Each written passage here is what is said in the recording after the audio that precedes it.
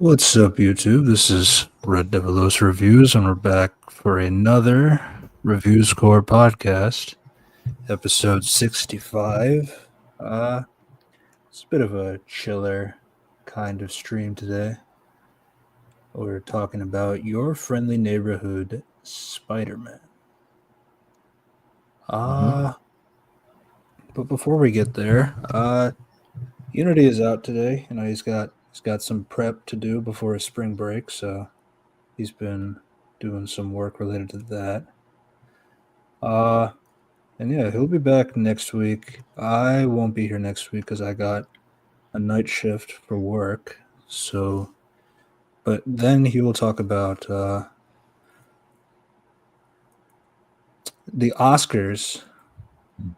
This Sunday is the award ceremony, so you'll have to hear his thoughts with, I think, Berger, but we'll keep that in touch.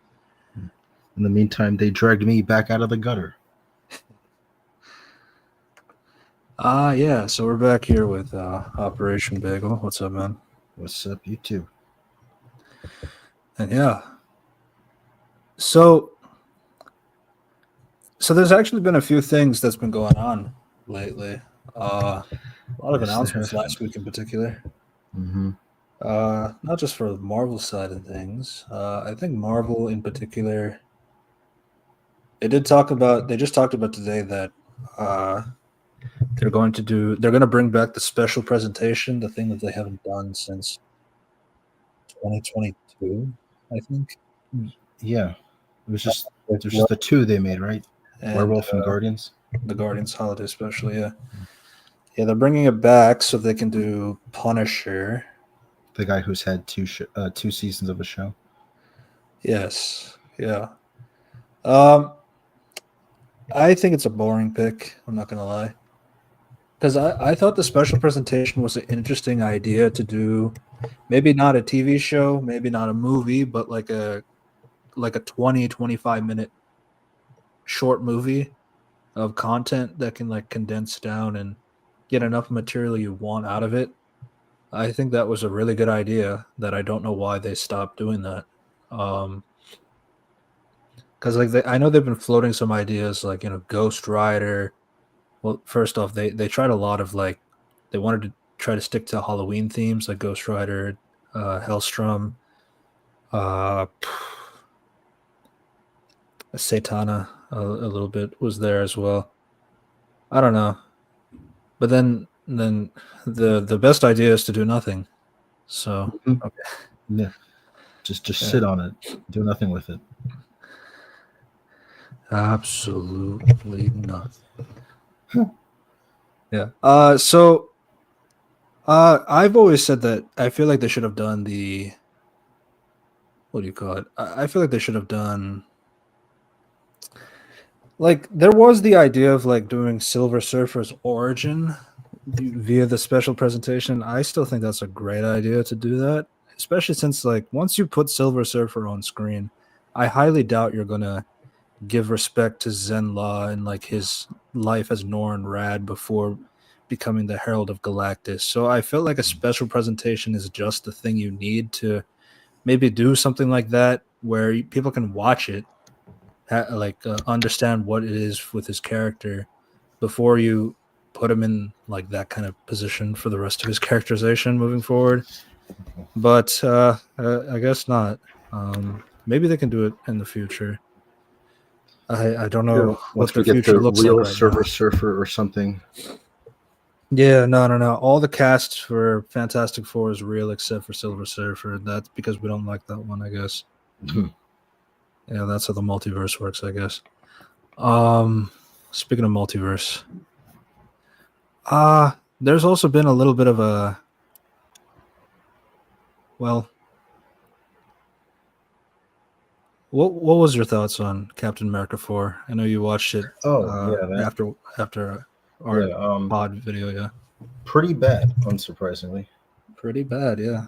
It's got one of the lowest, I think, the lowest cinema score for MCU movies, with like a B minus, which I know that sounds odd, but like a B minus So cinema score is usually how it's quantified is like they take the score of people right out of the theaters. Mhm. So it's like, usually in the theater experience, you kind of give your experience like in the moment. So any kind of biases, Yeah, like they so if don't you're have any saying time to it's think about it. So the yeah, fact so that if you're it's saying it's there, bad, like right in the moment, then yeah, whew. yeah. It's a movie that I would describe as both stuffed and hollow because it's got so many fucking plot beats from all the reshoots and rewrites, whatever the hell. But at the same time, it's so like empty of anything meaningful. There's no real conflict or stakes from any of the characters. Like you look at the other cat movies, like for say Civil War, and how that movie really gets you like think about things. But no, this Mhm. movie just has Tumor Man with the stupid probability powers behind everything. No need to really do anything. He was just a bad guy. That's it. So what happened to Bruce Banner? Don't know. We never talk Yeah, about it. yeah. This movie resolves several of the plot threads from his film, and he's just not here. Great, awesome. Yeah, it's like I have thought about it a little bit. It's like, if I feel like this structure could work a lot better if Rhodey was the main character, to be honest, because he has more of a relationship with Thaddeus Ross. That doesn't save the movie, by the way, but like I felt like there's just like the problem with Captain America in particular is like there's nothing really saying that he needs to be the protagonist of the story. I know they keep saying Captain America, Captain America, Captain America, but if you really like take a look at what's going on in the story, he doesn't really have to be there. It's just that he is there. Um Yeah, so the only thing really related to him is that one Bucky scene, pretty much.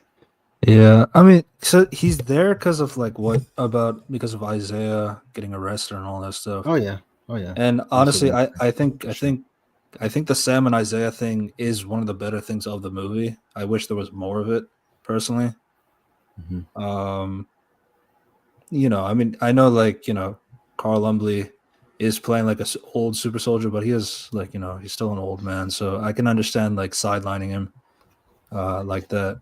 But I don't know. I just wish the movie did not have to delve in so much into the Hulk stuff. Hmm.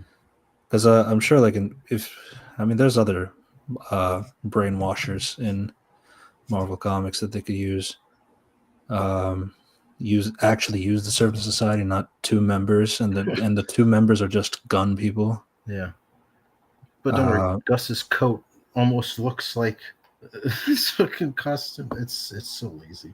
yeah, and I said it in the pod, but like, I'm really disappointed with Giancarlo because he had like high expectations. Because to be fair, fans put high expectation on him. Like, oh, he should be playing Xavier, Magneto, Doctor Doom. Like, I know, like these are crazy fan casts, by the way. Like, but people are gonna do that. Mhm. But like, he also kind of went into it as well. It's like I'd want to play like a heroic character, like at some point, which is yeah. But then why'd you accept this role? I mean, he probably got a lot of money for it, so. Yeah. I can't hate on that, but like it's just I'm pretty disappointed with why bother accepting this kind of role. Mhm. But yeah, Cap 4.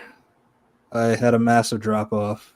It's still like bottom 3 in terms of drop off, so it's not the worst drop off ever yet. But yeah, it's just another movie. It's not the worst of Phase 4 and 5 No, because of it course doesn't not. do No, multiversal time travel stuff, but that's not really saying much. that's not. Yeah, And then the one pretty low multiversal bar. thing they do is just the post credit scene that doesn't even sound like a multiversal line, to be honest. Because He looks at the camera and says, "More movies are coming." yeah, that's basically it. Um, but yeah, so I I didn't like it, but Daredevil's coming out soon. Yes, it is. Oh. I'm very cautious about it. It has a lot of praises. I'm not surprised, but it's different. I think the praises this time is different compared to other times when things were praised. I think I could confidently say that, but I think it's because of the Netflix bias part of it. probably. I am not certain about Foggy's fate. Not gonna lie, It looks, yeah, it does not look promising. because I think Moorhead, because like everybody has noticed that every time they show Foggy shots, it's 2 shots in Josie's bar. That's it. Mhm. And Moorhead just talked about like how something bad is really gonna happen. Fans are gonna hate it. We hated it when it happened, but it was necessary for the story. Everybody Yeah. thinks it's Foggy's death. Which, oh boy, if that Uh, actually happens, I don't know The what actress for Karen said she's coming back next season, so for season 2. Yeah, it's not going to be her. So I am curious. It's weird because they also have Heather Glenn, and Heather Glenn is like, well, so Matt has a lot of victims of fridging in his history with Frank Miller in charge over the years, but I guess that didn't happen. I mean, season 3 does the twist with the Pope gets killed instead of Karen. the Pope, yeah, Yeah. I forget his name. Father, I forget. I don't remember his name. Yeah, Father, Yeah. the one who helped me raise Matt. Yeah. I think it starts with an L. Father Lawrence? No. Maybe. Yeah, I haven't seen Daredevil in like in a while for sure. Yeah. When was season 3? 18. Okay. Yeah. Still Nah. the best piece of Marvel content ever. Yeah. My thing though is like with the special presentation, just to have like that one last thing is like Punisher wasn't necessary. I'd rather see Heroes for Hire. But Do I you mean, think they're gonna put Danny Rand in something these days? Yeah. God, it's he's still dead in the comics after his 50th anniversary. Yeah, great time to kill him. Yeah. There's still no sign of him coming back. It's almost been a year. But you know who is coming back though? Gwen Stacy. Oh, right. Gwen Stacy, the Gwenpool. Yeah. And no, it's not Be that confused with the other Gwenpool. goal. Yeah. And then you have editorials saying like, yeah, I did it because I thought it'd be cool. It would affect Spider-Man and Gwenpool, not just one character. It's like I've said it so many times. Spider-Man, the Spider-Man just needs to stop. Like if he's got to pull the plug, pull the plug. Like I've lost all faith in Spider-Man, 616 Spider-Man in particular. I don't think there's anything you could do to save him. He's always going to be a loser. He's always going to have like problems. He's always going to have this like expectation, which isn't. I know it's like it's not the character's fault that he's written that way, but like, the problem is that editorial keeps writing him that way. That I don't think anything is going to resolve. Wally West is on his 4th kid, Huh. Yeah. so Well, good for him. yeah. And And Spider-Man is my favorite hero, yeah. and I agree. It's over. It's washed. It's washed. It's done. It's cooked. There's like it was done for a while, but like when you're bringing back Gwenpool, like, and people joked about it, but like, yeah, it's crazy. Yeah, like Jason Todd came back as like a violent, edgy persona. What if Gwen did haha and then fucking what does that mean? Like the gift, like like the gift of it was like Nostradamus gift of prediction, like with the ball hitting. Yeah. Oh my god. Yeah. Messy. I mean, there's still some good Marvel things out there, like Moon Knight. Iron Man has been pretty good. Oh, that's cool. I didn't know Iron Man was good. Fantastic Four. Yeah. But yeah, there's some good stuff there. It's just Spider-Man is garbage. Miles Morales can only the fact that Miles Morales is the best Spider-Man character is kind of sad. But yeah. That's from there. I mean, there was also the Korra news in terms of like what is happening post, The new because like Avatar show. they just had their 20th anniversary for Avatar. Oh, I'm so old. It's Yeah. already 20 years. Yeah. So they announced basically that the movie's coming out next year now because it got delayed. They were supposed to do it this year, but it got delayed. Hmm. Hopefully it's good. And then the sequel to Korra show is basically about the Earth Avatar, but what happened is that, um, basically the Earth Avatar is not in a good place. It's an apocalypse over there, and we're just like it's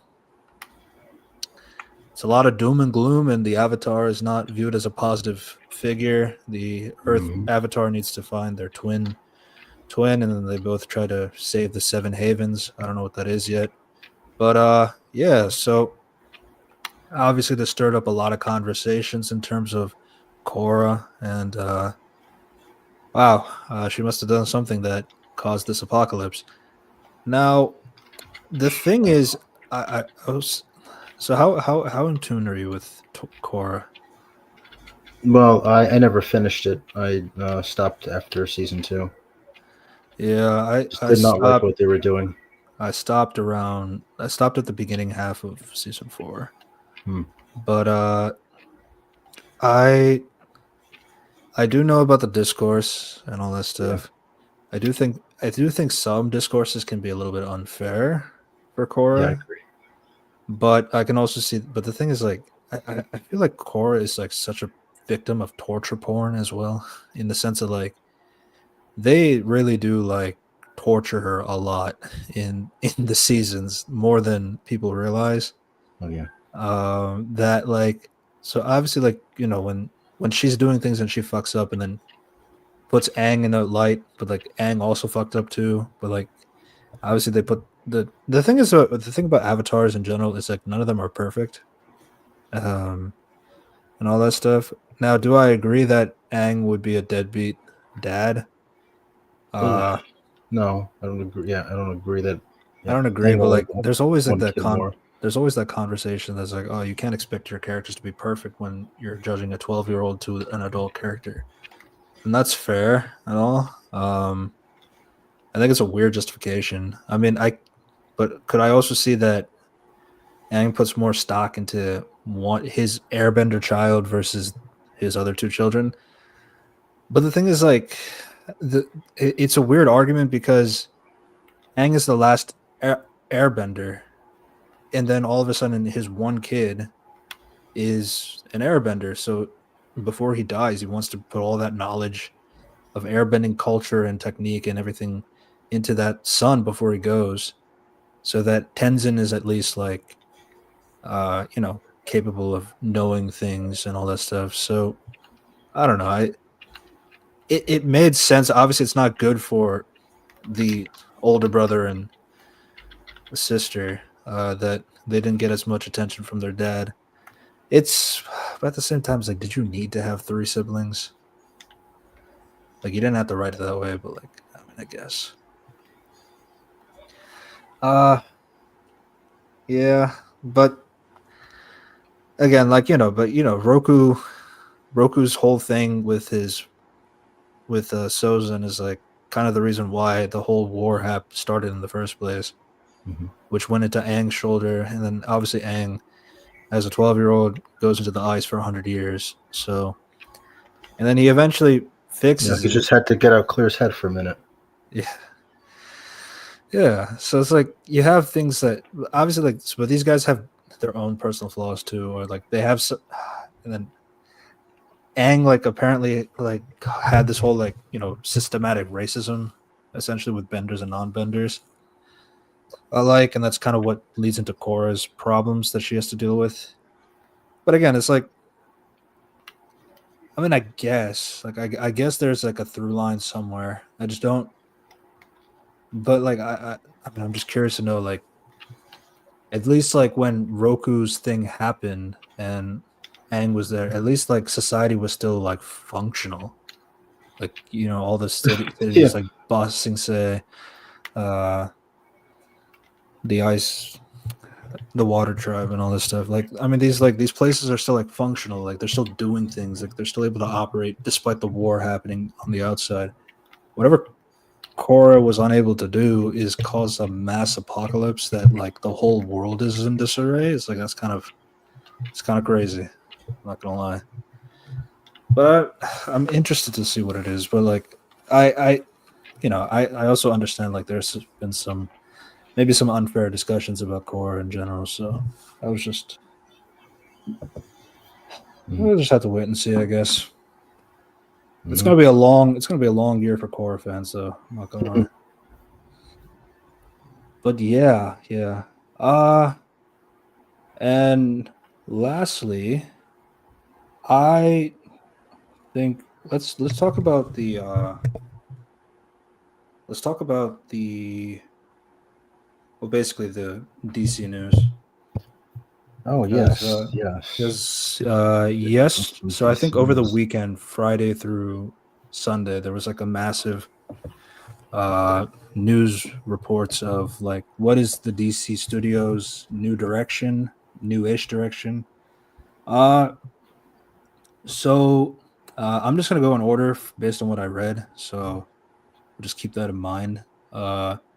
So yeah, the first announcement that I have is that they announced a new animated series, My Adventures with Green Lantern, and it follows the high school student Jessica Cruz, who has her life upended when a Green Lantern power ring falls from the skies and chooses Cruz to be its champion. Now, If you're a DC fan, you're like, huh? Wait, that's not a story. no, no. So yeah, so the creator of the show said that yes, this is like canon with My Adventures with Superman. So it is. So yeah, the show does take place in that time, and all this stuff. So my big thing, I don't. Why do you need to do that with Jessica Cruz? Like turn her into a high school girl, and like I don't know, like take out the fact that she's like a well, she's not like in the. I mean, she's in war, I guess, but like basically she was on like a mission and all of her friends died like in front of her like brutally and it was like kind of under her direction as well. um Causes massive amount of anxiety, PTSD, and all that stuff. And then she was granted the power of the power ring, and which she's always like it's like wondering why did it come to her. Now obviously like the ring chooses the person essentially, like even if they don't believe in themselves or anything like that. But that's kind of like what made Jessica Cruz like such an important lantern for a while is because like she has like a thing that's like not necessarily common among the other lanterns, like at least the human lanterns that we have. Like, yes, I understand that they're. I mean, they turned a lot of these characters into war vets and all that stuff. Um, some of which I don't like at all. But yeah, I understand that they some of them fight in wars and they have PTSD as well. But like Jessica Cruz, like her, the difference was like she witnessed like murders of her friends, along with her crippling anxiety, along with the fact that she has like agoraphobia and all that stuff. So yeah, just like turning her into a high school girl, and then the ring just falls on her because like you're worthy to be my champion is just like taking out so much of the character of what made her who she was. It's like at that point, like why did you Wasn't choose sure. Jessica Cruz? Yeah. I don't. I don't know. Yeah, and it's like, oh, it's too dark for because like I haven't seen My Adventures with Superman. I don't know if you have. Yeah, I have. Okay, so like so one of the main arguments that people say about the show in particular is like, oh well, the it's made for kids, so why would you expect friends to be murdered in a show like that? Why do you expect a PTSD? anxiety, things like that. You can like anxiety could happen through other means of matter, but like the murdering of friends is kind of like what they're trying to say. Mhm. So what do you think? Um, yeah. I guess There's nothing in my adventures with Superman quite that dark. Um, but yeah, again, if you can't use that for the setting, then just don't use Jessica Cruz. Yeah, it's so unfortunate, man. Because like Jessica Cruz is like a really interesting character, but like, I mean, you get like some inklings of like some of them talk about her anxiety. Like, I guess like Justice League and the Fatal Five versus the Fatal Five. Uh, for me, Okay. the best iteration of Jessica Cruz was like the Ruby movie, which is crazy. Hmm. Uh, somehow they got it right. Um, but yeah, I mean, like in other iterations, though, she's just kind of like the pseudo teen character. I don't know. It's like the Peter Parkerification of some of these characters, and it's kind of annoying, especially since when they have Joe, who like who's literally a teenage lantern, they could do this with. I don't know. It's just something that really bugs me, especially like when it comes to a character who's like psychosis and their mental disorder is like such a primary factor of their character. Like so much of the drama and like storytelling that comes out of their character is through that kind of mental illness or something that they're dealing with that's not like a simple thing that you could just let's like kind of talk about it in this project and then like let's ignore it. Like no, you can't really do that, especially for a character like Jessica Cruz. So it's like, I mean, just like at that point, use a different character. Like you can use Simon Baz. I mean, Kyle Rayner will never get anything at this point. Like, goddamn, it's like we've heard like all these like the live action guys. We got Guy. We got. I mean, they've talked about Alan before in the past. They've talked about Hal and John and all that stuff. Now they're talking about Jessica Cruz. Like, goddamn, like Kyle Rayner's just they're acting like he doesn't exist. His only legacy is getting his girlfriend stuffed in the fridge. It's so crazy. Yeah, it's also disappointing because like the lanterns have been like not. It's been a while since the lanterns have been like on like peak. So, like, well, in the adaptation wise, I don't think, I think the last time was probably the Green Lantern animated series, the 3D animated one. Rest in peace. Yeah. Yeah, so that's just my thoughts on that show. The second animated show is called DC Superpowers.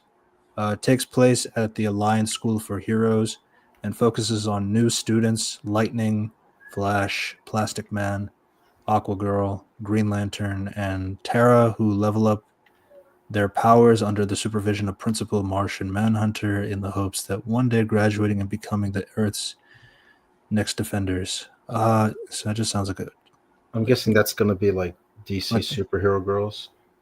yeah, which I could be fine with that.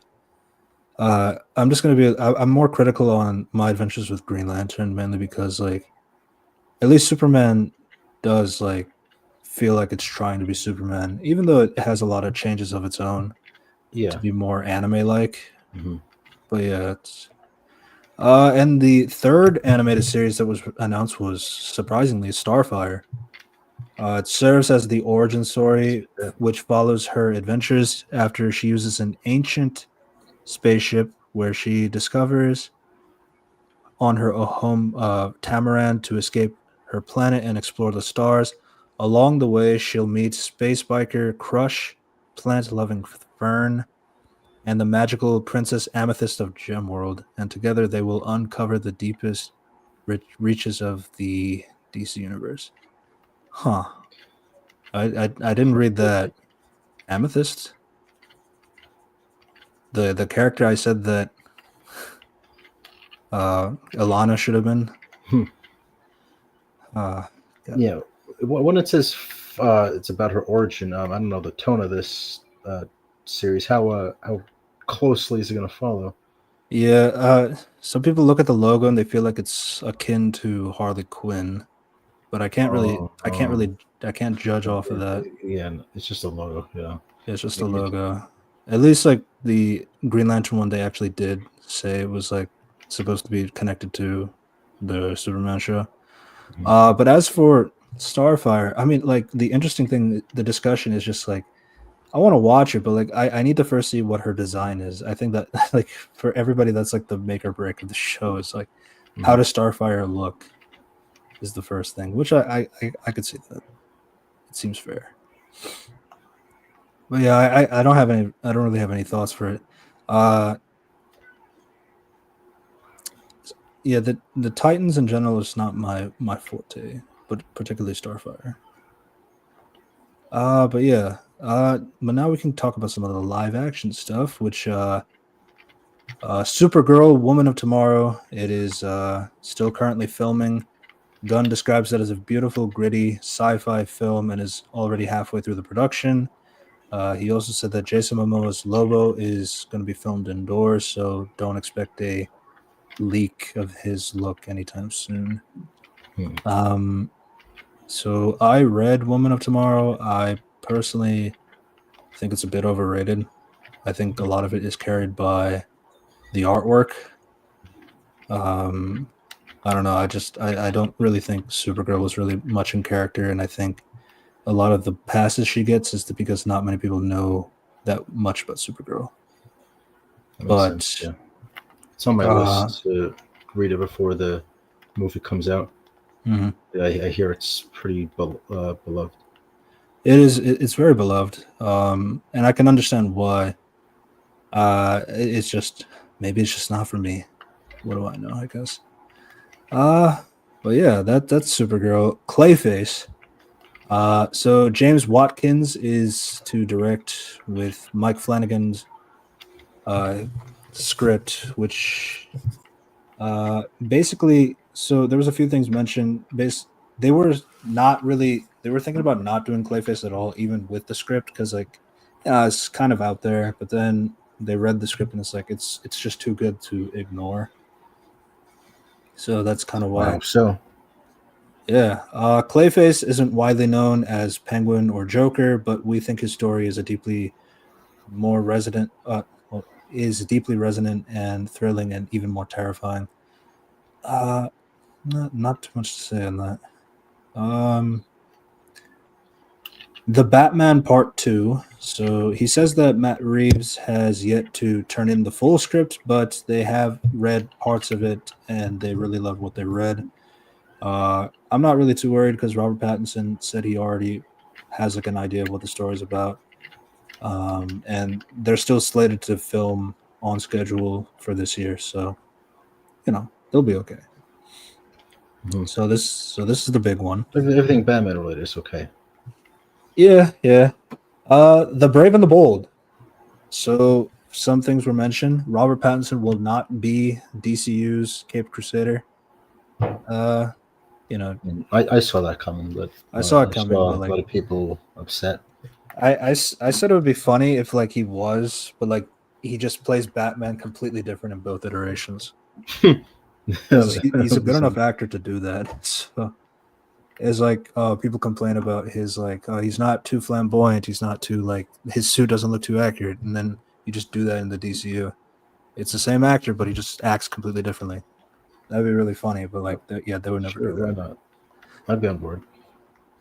Yeah, so the movie remains in active development.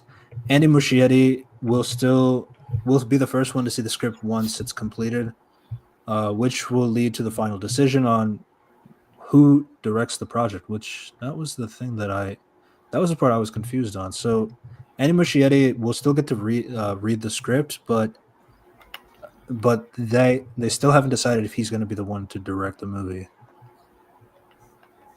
So that's interesting. So they do have a writer, but Gunn does not want to put the name out because he doesn't want to put too much pressure on that person. And Gunn is also actively involved with the writer. Intriguing. So my only thought is like, so is he like a rookie or something? And that's why? Because like I usually guess we kind of know these informations.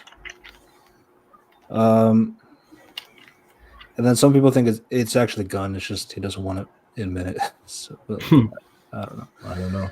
So Sergeant Rock, our fan favorite. Luca is still planned to direct the World War II script, with the script being written by the Challenges writer Justin Kurtzike. The duo has said that they've never met. They said that they never met with Daniel Craig. He was never planned to be attached, but apparently Luca did talk to Daniel on the side, but like it was never really like a real thing. So Daniel Craig is not really involved as a character. What we love to tell about, so this is what Safran said. What we love about Sergeant Rock is the opportunity to tell a story about heroism and conflict in compelling and unique ways. Justin really wrote a wonderful screenplay that what catapulted the project to the forefront. The movie will shoot for this summer if they can find the right actor. I mean, a lot of these are not really updates. They're just, we like the script after just reading them, yeah. Like, for example, next up, Swamp Thing. Safran said that Swamp Thing will move forward when James Mangold is ready. The ball is just in his court. So, yeah. Again, things that we already knew. Teen Titans. This is the first time they actually said for sure that like yeah, this is actually happening. Or at least Gunn actually says it himself. Gunn says that Anna, the director for the writer for Supergirl, is also writing for Teen Titans. She's working on the script, something she was really impassioned about. Something she was really impassioned about. She turned over an amazing script for us. She's fiddling around with that now. It's definitely not a finished script at the moment. All right. Again, I think the Teen Titans were for me. The Teen Titans all depends on what is the lineup. Like who do they choose as the main team? Right, Bane and Deathstroke. So they actually never confirmed that the movie is called Bane and Deathstroke, but there is a script from Matthew Orton, who's in charge of this movie. Matthew Orton is a writer for Moon Knight. The show? Moon Knight, the show, yeah. Oh. Our good buddy Moon Knight, one might say. The Authority. Gunn says that it's not the furthest along. It's a very big movie. If you're going to do it properly, some of the story elements perhaps that are in Superman and some of the other films we fast-tracked step a little on The Authority. Gunn further notes it's the one that got messed up through the most.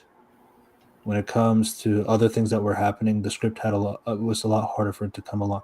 Now, I wanted to address this one too, because like The Authority, again, is a team that was from the Wildstorm universe, so it was not a part of DC Universe, DC Comics. It got brought in like in the later, like 2010s, I think, somewhere around that time. So, but the thing is, like the Wildstorm characters they're not made for like the traditional superheroes to exist. So when you put the authorities in a universe with Superman, they can't do what they used to do in Wildstorm because they were like the top dogs. They were like the ones they could be like authoritarian and take over the government, and nobody could stop them. Even though they're doing it to do the right thing, like to stop crime and all that stuff. But still, like Superman would not let them do that if he was in their universe. So I've always said that I think it's kind of dumb to put the authority in. I know that Grant Morrison wrote Superman and the Authority, but my big thing about that is like they had to change a lot to Midnight Man and Apollo's characters. So it's like at that point it's like what if they're not really the same characters, then you're not really using the characters from the Authority. So I don't see what the point is. None of the marketing for that's a running theme today. Yeah. Oh yeah, we still have the show to talk about. So that's so I'm not really surprised that he said like, oh, we're focusing on all these other things that now it's starting to contradict the things that we were writing for the Authority, that we kind of had to redo it a little bit. I'm not surprised that this is happening because again, the Authority is not it's not a DC property. Like no matter how much they say it is, they have to do a lot of retooling. But at that point, it's like, why not use the elites? But they're not going to do that. So, and the elites were parodies of the Authority back in the day. Almost done. Peacemaker season 2. Pretty much, it's planned to be released in 2025 of August. So expect that. Lanterns will plan to release in 2026. Gunn has saw some parts of the shootings and thinks it's really good so far. Yeah, we said the Flash was good. Yes. Yeah. I'm not excited for anything Green Lantern related. I had a chance for the animated TV show, and even that got squandered. So, Paradise Lost, still in development hell. No writer announced. Not surprised. Yeah. Booster Gold. They the worst Wonder Woman related news today. Yes. We're saving that for last. Mm-hmm. Booster Gold. This one they did try. There was a particular showrunner creator that we were waiting on who expressed interest before. We waited a really long time. Ultimately, he fell out of love. We pivoted. It's still the one that is most important to us. Well, not most, but like it is important to us. It is moving forward with somebody else. So, I mean, at least Kumel is not Booster Gold as of right now. So that's something. The Blue Beetle animated series, it's expected to be greenlit very soon. It does follow the events of the movie, something we knew before. This is important. Peter Safran and James Gunn have confirmed that they have a 6-year plan that would include an Avengers Endgame styled culmination. And this is where 6 years Endgame. That's what I wanted to talk about. You want to do something like Endgame culmination, so like an Endgame-ish kind of a thing in 6 years. Isn't that what Snyder did? Kind of, or he was trying to do. Mm-hmm. A bit. It's gonna be like live action Tomorrowverse. 4 years, and they said let's do Crisis on Infinite Earths. Oh boy. Yeah, I don't know what. Why couldn't you just say an Avengers style culmination? You didn't have to say Endgame specifically. No, yeah, Endgame specifically, yeah, makes me think like, yeah, they want it like really, really big. Yeah. A few other things too. James Gunn is working on his next movie script, and it's not a Superman sequel. Superman trailer is currently being edited. It's going to be released soon. And now we get to our video game discussions. James Gunn says that we're a couple years away from getting a DCU game. So he did talk about before that he planned to have like movies, TV shows, animated TV shows, live action TV shows, and video games be canon in the DCU. But we haven't heard of like what that is yet.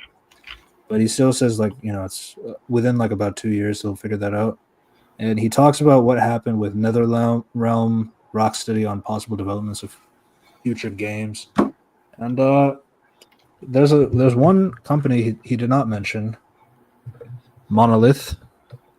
Yeah, what's going on with Monolith?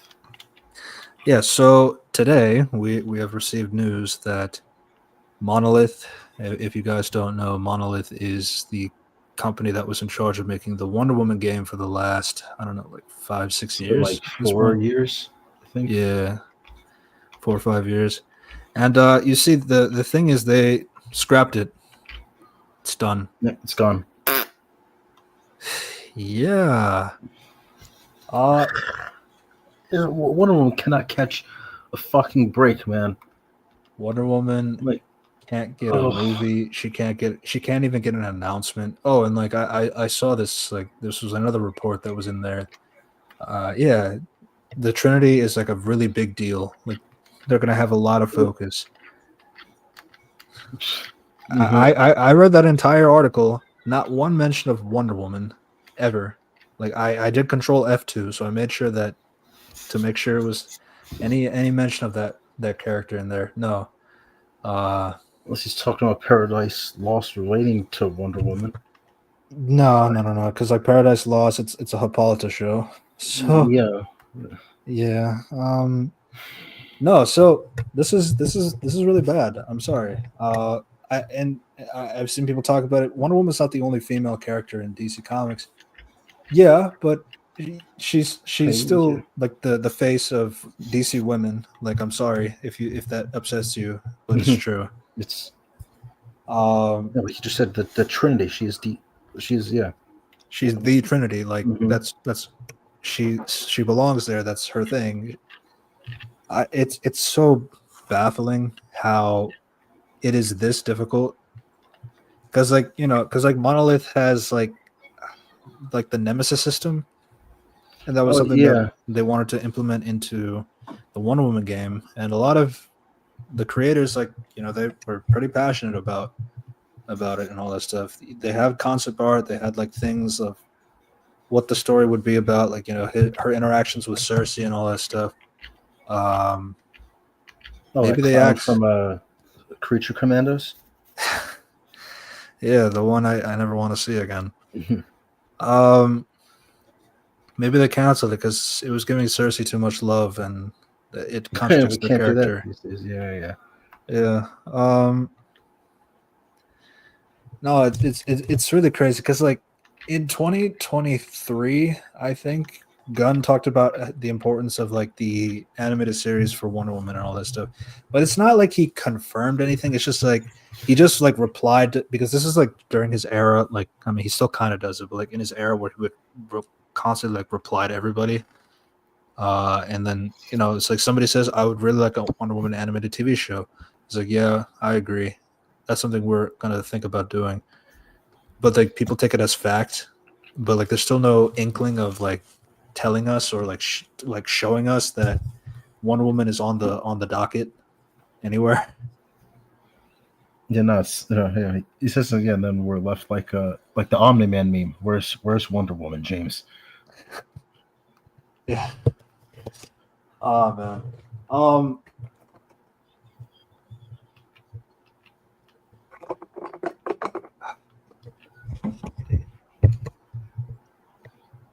And I've already lost like a lot of like faith in the sense of like Creature Commandos was that bad with Amazons. Like it was like I like to the point where I don't think people realize like what was wrong with what was like said. Like you talked about a paradise island. Sure, you made all these references, like things that I recognize and I clapped for, of course. Um, it's an island full of like beautiful women, strong women who are doing something there. They got a waterfall. Uh, and but then they don't really have that much information. Their only source of information comes from Cersei, who they turned into an Amazon. Not just that, like, but she also like is magic when typical Amazons aren't like that. So then when you have every other Amazon that's going to show up moving forward, you're going to ask, why doesn't she have the same powers as Cersei? Oh, well, Cersei's the special one. Oh, she's special, all right. And then not just that, but like what makes it worse for me is like, okay, so you turned her into an Amazon. So now my question is, why are there no Amazons going after Cersei, who's terrorizing man's world? Like, wouldn't they want to stop their fellow sister from being evil? Maybe they're the No, new 52 Amazons. the new 52 M's. I mean, they did use the Sons of Themyscira, kind of. Um, no, it's terrible because like, and then you have it's not just because Cersei lost to Weasel, because Weasel is like too fast for her. Something Gunn said himself. She was surprised.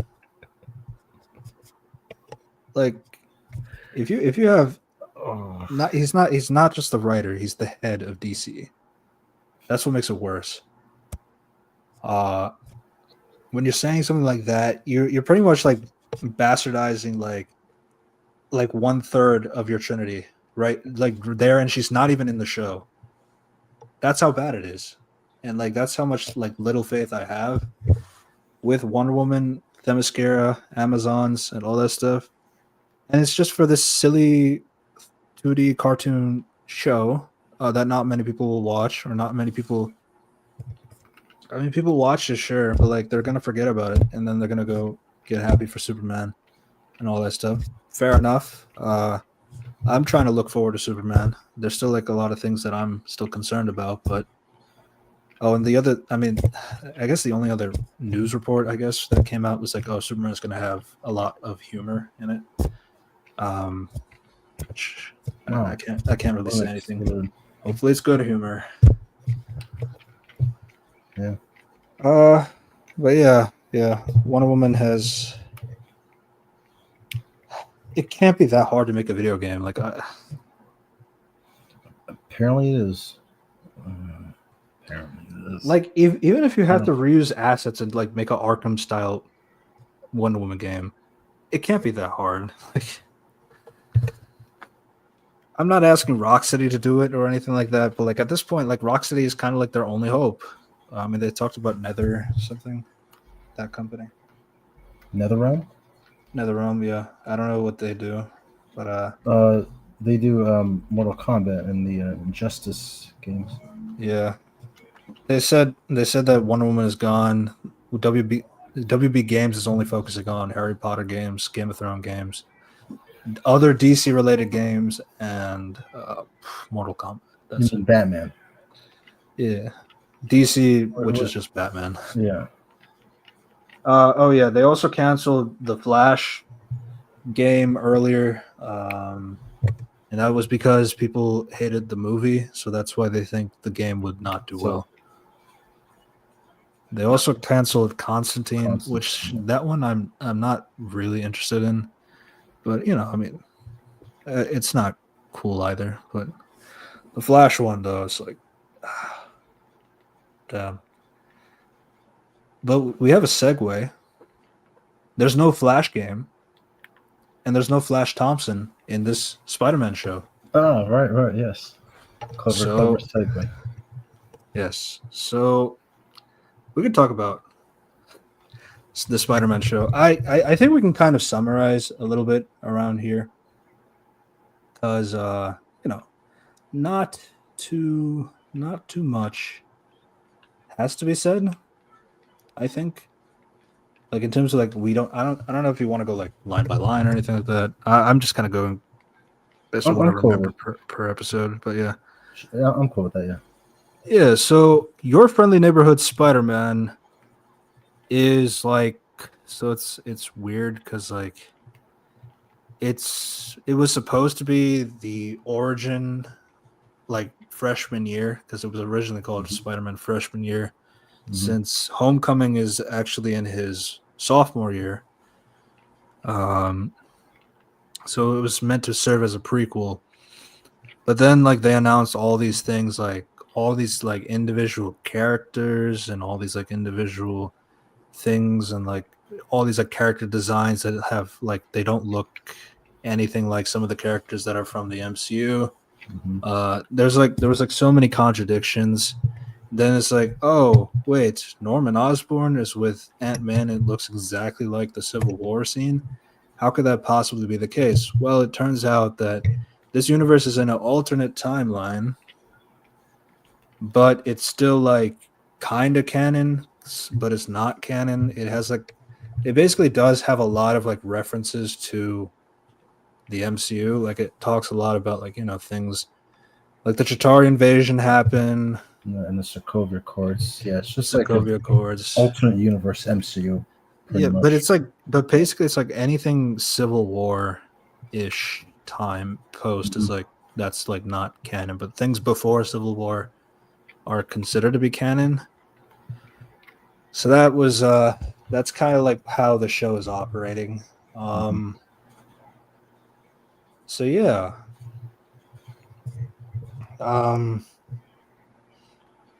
There was a controversy, but like nobody talks about it anymore. It didn't seem to affect the show that much. Yeah. Now, my thing about that controversy in particular, I guess, like just to kind of like, I thought the show was going to be woke, but I didn't think it was woke at No, all. that's what the That was the voice line, actor for Spider-Man which said. is like, it's tough to say because like, I think woke is like a word that has lost all of its meaning because people Yeah. throw it out so much that Mhm. like it's not meaning what it used to mean before. So I don't know. It's like, but then like I see like people talk when especially in the first week when it came out, it's like people talking about the lot like that word is like, oh, I thought it was going to be woke, but they don't read the part afterwards that was like, but it wasn't. After I read the script or anything like that, so it's like I don't know. It's like it was a weird discussion, but like I think there's a reason why people didn't latch onto it so long because like eventually people just liked the show for what it was, for what it did. I don't know what my feelings are on the show, to be honest, even after watching it today. Um, but what would you say about not the comments about the show, the quality of the show? The show itself, yeah. So I've gone from it was like I was like indifferent at first to not liking it in the beginning, and then warming up a bit by the end, even though I still have plenty of reservations. So, Yeah, so I'm right now. I'm like I I'm think like I think episode one is the weakest. I honestly was like I turned it off because like I I I didn't I don't I just I thought the whole multiverse spider thing, what not multi like a dimensional spider biting him was yeah, like a that's what I was stupid thinking. I was like, thing it's to just do. like a what like why are we doing this? Like it comes from And the then but then multiverse. we learn Like Earth later is like, oh, is there the real it's truth. actually that spider is not actually a dimensional hopping spider. It actually has a story of how it got there, which is I guess we'll talk about that later. But my biggest thing with when going to the show was the animation. Yeah, I know it's very mixed. It's very polarizing on what to say about it. I It still was meant think to it's very emulate good. the Ditko era, uh, just comic style, and you see like those panelings of like when they do scene transitions or things like that, or how characters are reacting to something at the same time with all the white border lines, like a comic book. So it's like Yeah, it's interesting, but I dig like the art style, but like I just don't really like seeing it in motion. I don't think it looks very good in motion. yeah, that was my thing. It looks good when it's like in still frames, like a comic book, but then Mhm. when the characters are talking, when the characters are moving, it's like it's weird too because like these characters in the forefront are moving, but the background characters are like drawn in, like as if they can't move at all. Mhm. So it's things like that. Um, on and then what else? The animation. Oh, and my other thing that kind of turned me off is like it's not. It's the cast of characters that they choose for this story. Or it's like Some of them get pretty random. Yeah, some of them is just like, man, we really went in the bottom of the barrel just to find like just some girl to for Spider-Man to talk to, just some friend for Spider-Man to have that isn't Mhm. Harry Osborn. But we can't use like any of the characters from the the movies except for Aunt Mhm. May. I also think what I heard is that Spider-Man also has like a restriction in terms of TV. They can only do episodes, but they have to be under 30 minutes. Like that's a rule. Yeah, and there's something else about that I forget. They can't do Um, live action at all right. because that's Sony's Yeah, yeah. responsibility. They can't. Yeah, Tom Holland Spider-Man can't be in a live action MCU Disney show. Which is so unfortunate because like Spider-Man is the perfect character to be cameoing in other people's things. People should not be cameoing in Spider-Man's projects. That's always been my opinion, but like what can you do when there's such a contractual obligation of like what you can and can't do with a character? It's really annoying, but it is what it is. And remember, they said there was no problem with using him in the Sony movies. So which makes that even crazier. I wish he was in the Daredevil show, just for a cameo. But it is what it is. The opposite happened here. Did you cry Yeah, when yeah. he showed up? Yeah, but like, so the characters I'm referring to are Nico Minoru, Pearl Pangan, and well, I guess Lonnie kind of counts, but I'll save him for later. So like, Nico Minoru is a runaway. I don't don't know. know. I don't know about them really. Yeah, and then The Pearl material Pangan evidence, is like so Wave, but the thing is like these two are like I know nothing about superheroes. either. But like Nico is also Nico has powers, like she's a magic girl. Like at least that was we see a She little has bit. something, yeah, with her Yeah, necklace. like she does like candle, not like voodoo, but like Like a seance or something. like a seance, and then she can hear her mother, who's dead. Yeah, but it's obviously like a tease for the next season. Pearl gets it the worst because like Pearl doesn't have anything. Well, they Pearl said isn't. she's on the swim team or something. She's on the So swim team. Yeah, yeah, that's the thing that really pisses me off too. It's like you could have found any other Filipina character that is like not super powered or something that could have at least like okay. I mean, at least like maybe she's not a Spider-Man love interest or character that is associated, but like maybe okay, but like at least it's like this is my other thing. It's like I don't like when you take a super powered character but then turn them into like a normal side character, if that makes sense. yeah. No, I get it. Yeah, it's It like makes. I think. Oh, sorry. I wasn't sure where to go with it, but yeah, go ahead. Well, I'm saying like it makes me think that they're going to go down the route of like the CW DC shows where like you have them like you have like these names from the comics for like civilians at first, like they're supporting characters, and then they get their powers, and then they're going to be like Team Spidey or something. Yeah, it's just That's what makes me think. That's what reminds me of. it's Like you just can really have it's you dumb can to have me the because arch. like Oh, sorry. yeah, it's only dumb for me because like you have right like you have first off you have characters that have nothing to do with Spider-Man is the Mhm. first thing. Like you have Nico Minoru from the Runaways. You have Wave, who is a Filipina superhero from the Philippines. Wave, but like she has nothing. She has like no indication of any powers. She's just on the swim team. It's the only connection they have with her, and that she's Filipina. That's it. Um, but then it's like, oh, it's like maybe they'll get their powers later. Okay, but then at that point, it's like, why do we always have to watch these shows and then like wait for like the side characters to get superpowers too? Like, why can't we ever have like a human supporting cast that actually exists? Especially since Spider-Man is a character that relies heavily on his human supporting cast. But then I guess not anymore because Not of anymore. Yeah.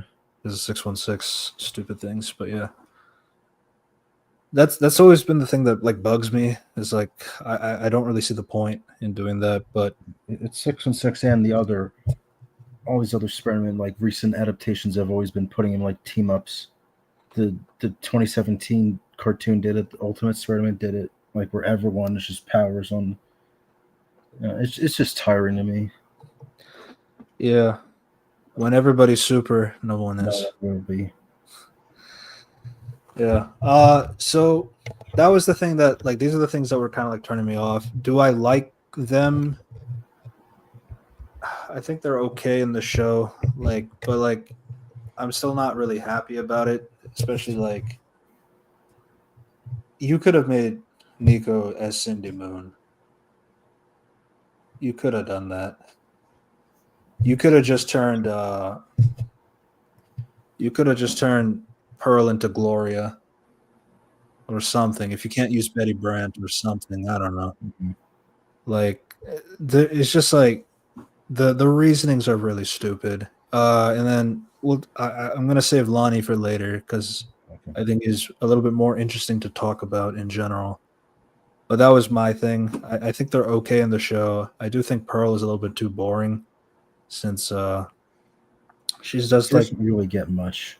Like, yeah, because she's like love interest, but like doesn't really last long because like she's into another guy, but the other guy is like really cool with Peter, and so is she. So it's like there's no, and that's the other thing that's kind of like an annoying thing about the show is like there's drama, but it's quote not unquote. really what Spider-Man drama is known for, if that makes sense. Yeah, it does.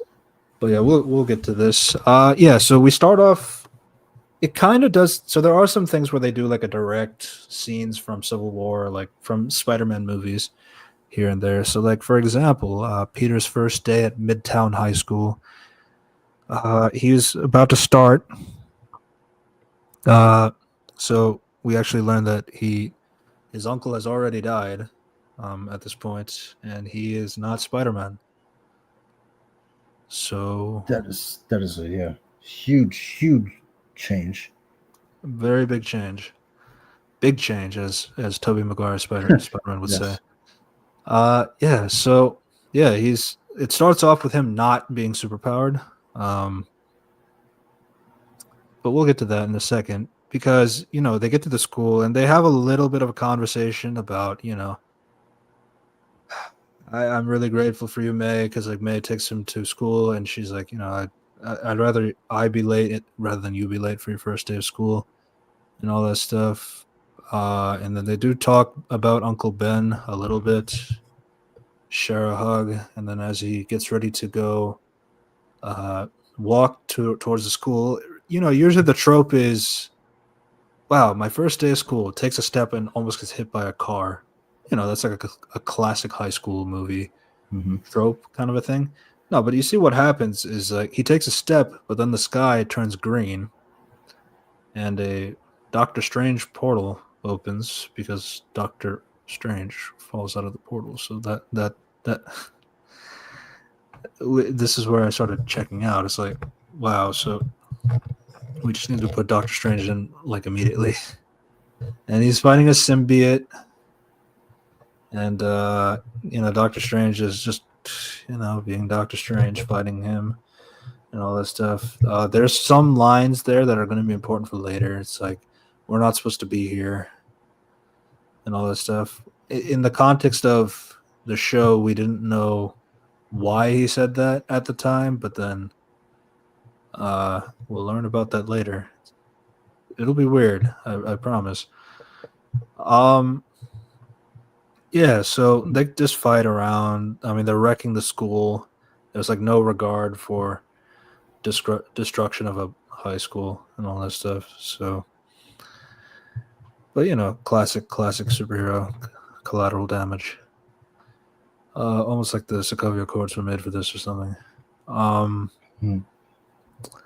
yeah, so he eventually does stop the symbiote, but then the symbiote actually goes towards Nico and Peter, not wanting the symbiote to hurt Nico. Despite Peter is still not Spider-Man here, he still does like throw a brick at it, telling it to get away, showing some bravery pre-Spider Bite, which is pretty cool.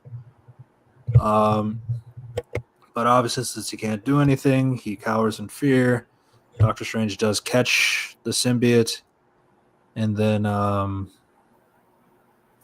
so then he takes it back up to the portal where it closes. But in this whole time, there was actually this like little spider that was dangling from the ring, and then once the ring closes, the spider falls onto Peter's neck. And Peter was trying to have a conversation with Nico since he tried to save her life, and she's appreciative of it. And then he gets bit by the spider. So yeah, the way it was pitched originally to us is like especially on discussing films, is like, yeah, Peter's gonna get a bite from a dimensional spider, and it's like, what? And again, there's context to it later, but it's is it good context? I don't know.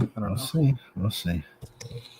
Yeah, so then it well, then he gets unconscious, and then it cuts to it does the title credits stuff, which I will say my consistent positive for the show is I like the title credits. Like, well, I don't really like the song in I'm the not. sense of Yeah, like I'm not I a don't big like the fan of song the because like song, but I like I, the I don't sequence. like when you take I don't like when you take like the older themes and like just repurpose them into something else.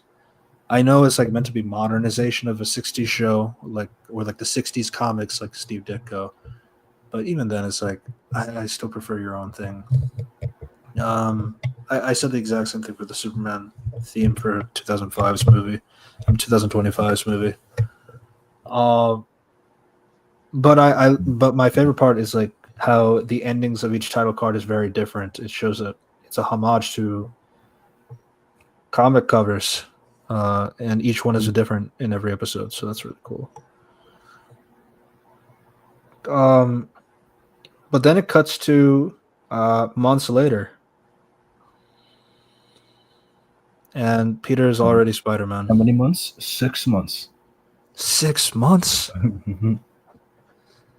Yeah. So it's like we don't get any of that.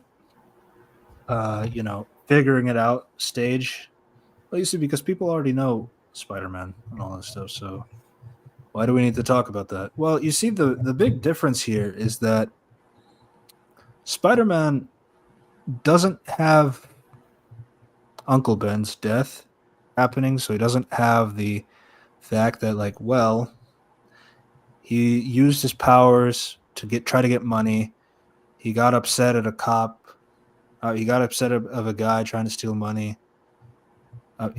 You know what I mean. You know the story. Yeah, I know. Yeah, He got it's upset, but that guy ended up shooting Uncle Ben, unless it was Sandman. Um, no. that was so dumb. Um, so yeah, you have all these things happening.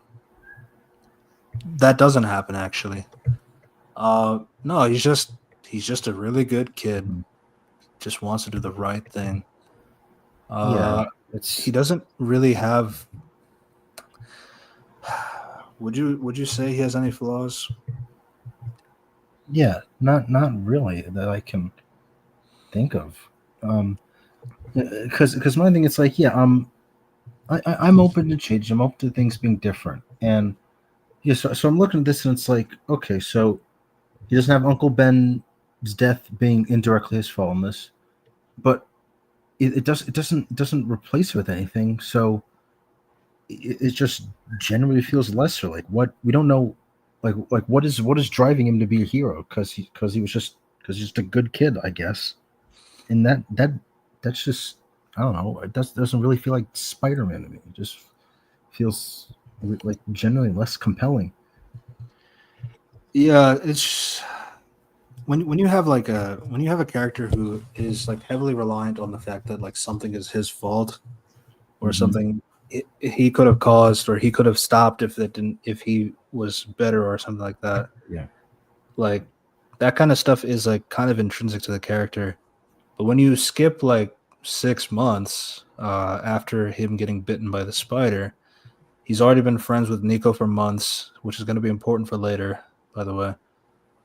He's also has like, well, he already made his own costume using the sewing stuff from his mom, his aunt, and all that stuff. So, but yeah, I mean, he has his he even names himself Spider Man. So it's like he already kind of has things figured out already.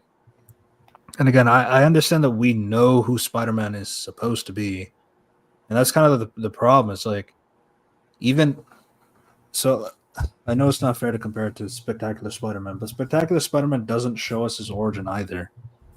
But the thing is, like, even though it didn't show, Not initially. not initially, but It like, does in the flashback episode. yeah.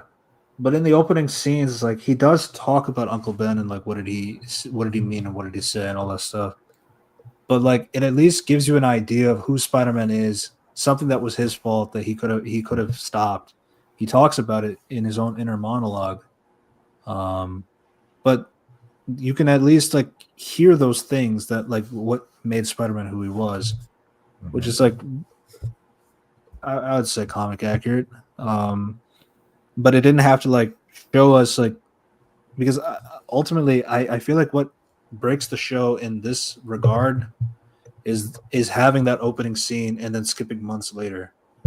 But the problem is like the opening scene is important because they need to reflect it back in the finale, which which is a really stupid reason for, by the way. But yeah, but what I mean is like if you cut out the opening scene from the beginning and it just starts there, you just start like he's already Spider-Man 6 months later. You don't actually get to see the spider bite basically. Then you could at least like put it up to your interpretation. Like what the MCU did. Pretty much like what the MCU, but at that point, it's like, what's the point of making this project? Yeah. Yeah. So those are some of my thoughts. Yeah, I mean, he's doing things. He's being a friendly neighborhood Spider-Man. He's stopping some petty thieves and stuff like that. Somebody was about to hit Harry Osborn, but Spider-Man gets in and like stops them and all this stuff. Harry is very grateful for Spider-Man for saving his life. If he needs anything, he'll be happy. He was trying to give some money. No, it's like I don't need money. Just the service of being a friendly neighborhood Spider-Man. Early comic Peter would have taken that money. Yeah. Yeah, but then you have like some things where he's doing Spider-Man duty, so now he's late for school and all this stuff, classic tropes and stuff like that. Not too much, not too much. He has a crush on Pearl, who was his babysitter, and like for me that was Or like, is she a vampire? I probably not. Which was really weird. It's like why would you do that? Like, Yeah, and even point out that's a bit weird. And yeah, like Nico's like, yeah, I mean, it makes sense. There's a stat saying like a lot of boys have crushes on their babysitters growing up, and it's like, okay, I mean, even if that's true, it's like you didn't have to write that.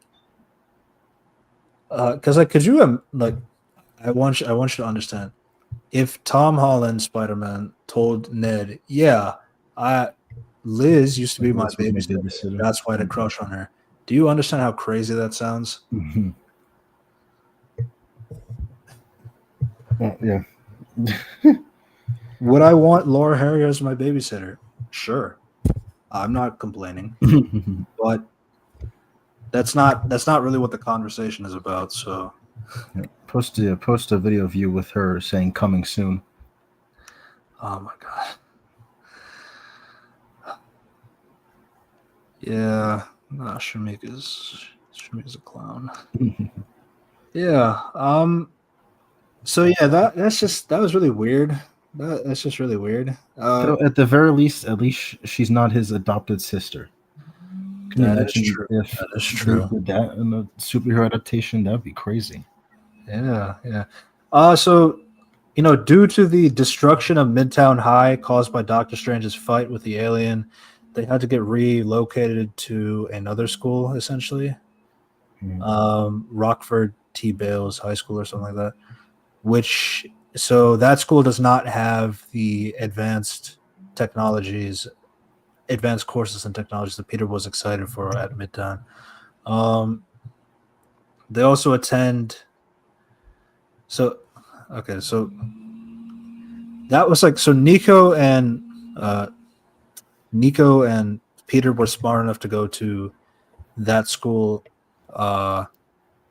Midtown, but like Midtown got crashed, so they had to relocate to the other school. Pearl and Lonnie naturally go to that school, but Lonnie's pretty smart on his own, so it was interesting. I didn't expect. Yeah. So yeah, but the classic case of like, I want to ask her out, but like we're just like two worlds from two different worlds and all that stuff. You gotta do what you gotta do. It's like, yeah, you're right. I do Um, like. I do kind of appreciate like. Yeah, we have where it's like the love interest, like boyfriend, is not like this the stereotypical like total asshole. It's like, okay, actually, why is she dating this guy? You know, like a lot of like older yeah, tropes like that. yeah, That's like one of the slight praises I have for the for the Venom movies. yeah. But Like, my downside with it only is like, yeah, so this guy's like the jock, but like you don't have a jock character who's a bully to Peter yeah, either. it's a But double edged sword for sure. Yeah. yeah, that's kind of my thing. Is like, so my one of my biggest things is like nobody really hates Peter like that. I mean, there are people who quote unquote hate Peter, but like it's so small and in between. A lot of people just love him for Mhm. who he is and what he does and all this stuff. He doesn't really have any. He doesn't have any. He doesn't really have anger like that. And if he does, it's like, I mean, we'll get to that. I don't know. He's lacking a lot of edge for me. Yeah. Um, things that made It's Peter just Parker who he was. I don't know. It's like Spectacular Spider-Man. It's just too peak. yeah. Um, Yeah, it's uh, always yeah, it's just the quirkification, I guess you call it of him. Just awkward, nice guy now loses a lot of the bite to him. Not I, fit. I I just think I feel like a lot of it just comes down to like the use of keeping him in high school all the time. Now it's like the concept of high school is getting like less and less compared to what high school was considered back in the day. I don't know if that's like a direct correlation, but the more they keep putting Spider-Man in a modern setting of high school and all that stuff, they are like essentially babying him in a way. Mhm. Especially when they got this other Spider-Man they could be using. I don't know who you could be talking about. No, but he's a multiversal character now. Yeah, yeah. But yeah, speaking of multiversal, it's not really a good segue, but it kind of leads to what I wanted to say about him. Yeah. So so it, so Peter actually had like the courage to talk to her when he was able to basically recreate the scene from Civil War where Tony shows a video of Spider-Man catching the car from hitting a bus. Um, so yeah, they actually show the scene Mhm. essentially, but it's not the scene because this is not set in the MCU. It's confusing.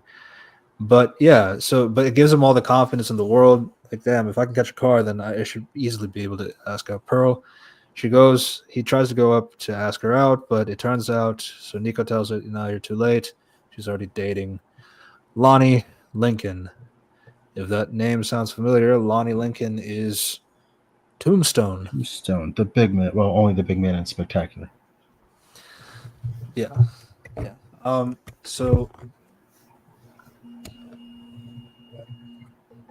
So why did I mention?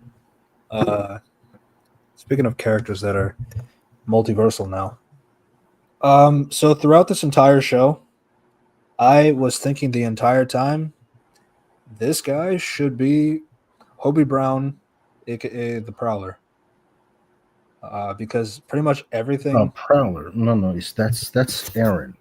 You Aaron, must be thinking of Spider Punk for Hobie to be. yeah, no. Yeah, so Hobie Brown was the original Prowler for 616. Actually, he is. Well, he isn't anymore because of Because Aaron. brain But yeah, synergy. yeah. But there was also the. Well, to be fair, they did have Secret Wars, and then that just drops them all into Yeah. 616 and all that stuff. Hmm. Um, and then now you got the brand synergy with, oh, we got Hobie Brown in this other universe, Spider Punk, and all that stuff.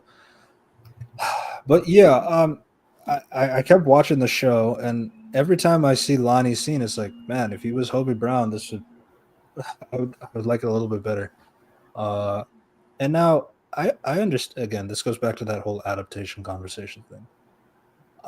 My downside is that well, you took out a lot of like Lonnie Lincoln's actual struggles going when he grew up, going into high school and doing all that stuff, because he's actually supposed to be an albino black man, and then he got bullied a lot because in Harlem, where he lived, he doesn't fit in with everybody else, um, and all that stuff. Then he has his own conflicts. He has things of that nature. So yeah, so Tombstone has like a lot of his own personal things because of his appearance, being like so his skin is like chalk white essentially from a very young age. Um, Yeah, he's but albino. yeah, as an albino man, so not having any of that is just kind of like dumb. Especially since like if you made him Hobie Brown, you wouldn't have to worry about that. And it's so funny too because Lonnie has like a issue in his family that his brother was going to a gang with Big Donovan, um, another gang leader in the comics, which is like funny because Hobie Brown has a brother who goes into crime, Abe Brown, also known as the That is correct guy from Homecoming. yeah. I guess that's where people know him from now. No. Yeah, so it was just for me. It's like wow. So you could have like Hobie Brown, Abe Brown. You have Cindy Moon that you could be using because Cindy Moon was also in Homecoming. But they don't name her ever. It's just in the credits.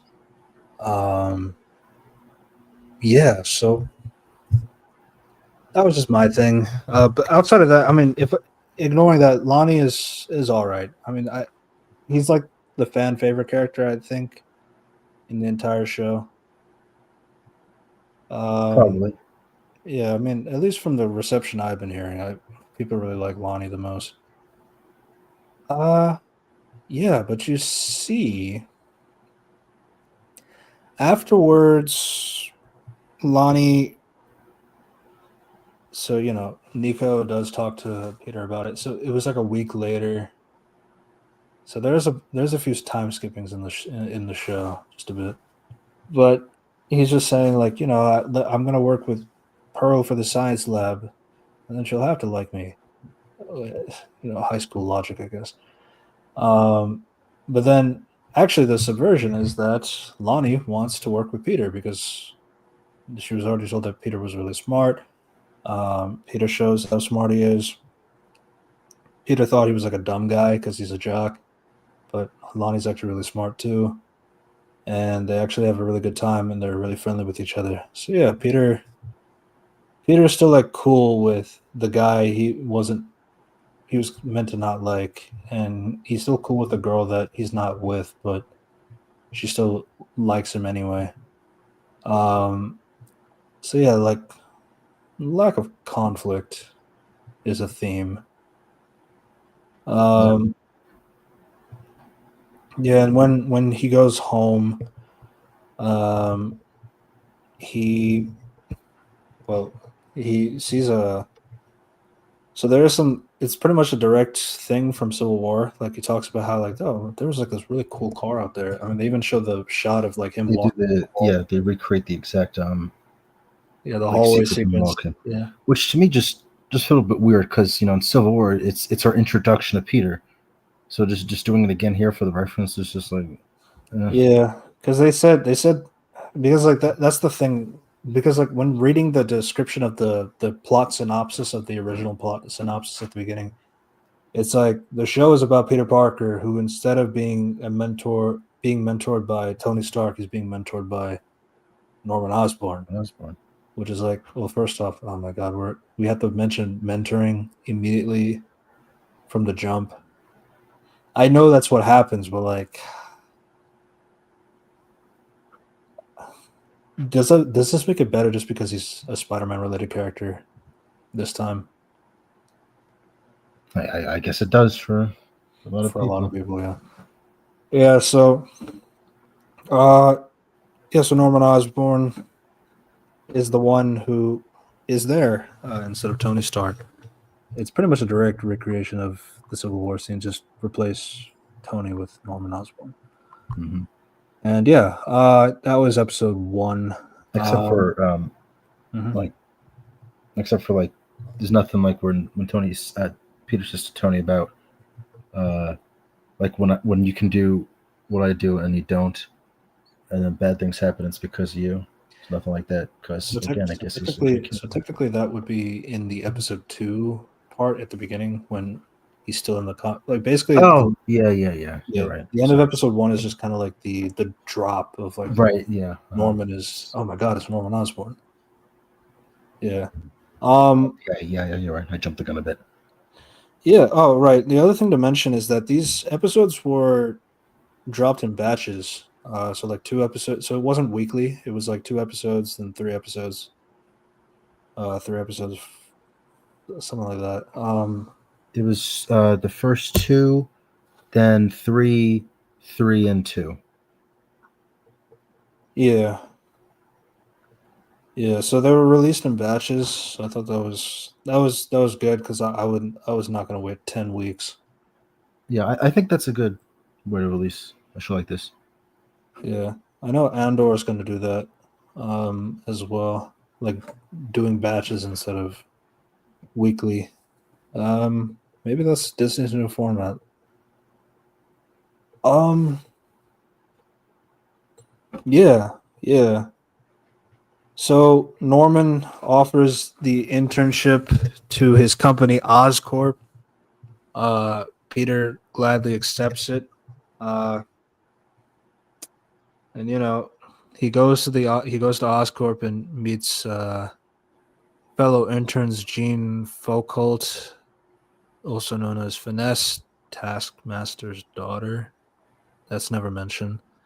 Asha, who is from Wakanda. I know who she is. Like, she's another superhero from there, but like, she just looks straight up like Shuri.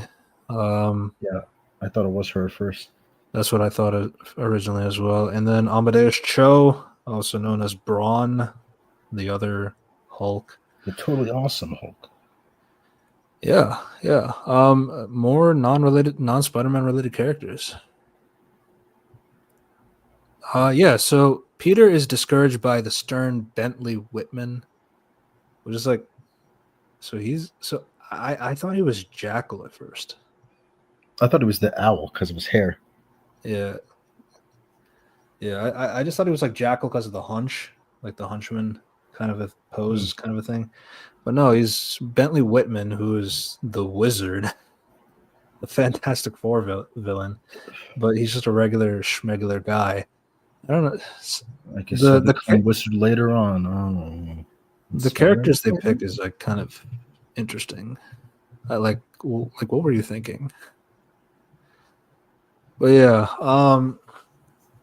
So he's a meanie.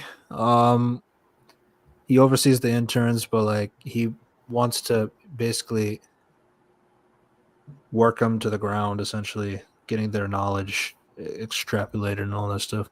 But Peter feels like he was gonna have a terrible time, but it turns out luckily he was assigned to Carla Connors to work on an energy project and all that stuff. So Carla Connors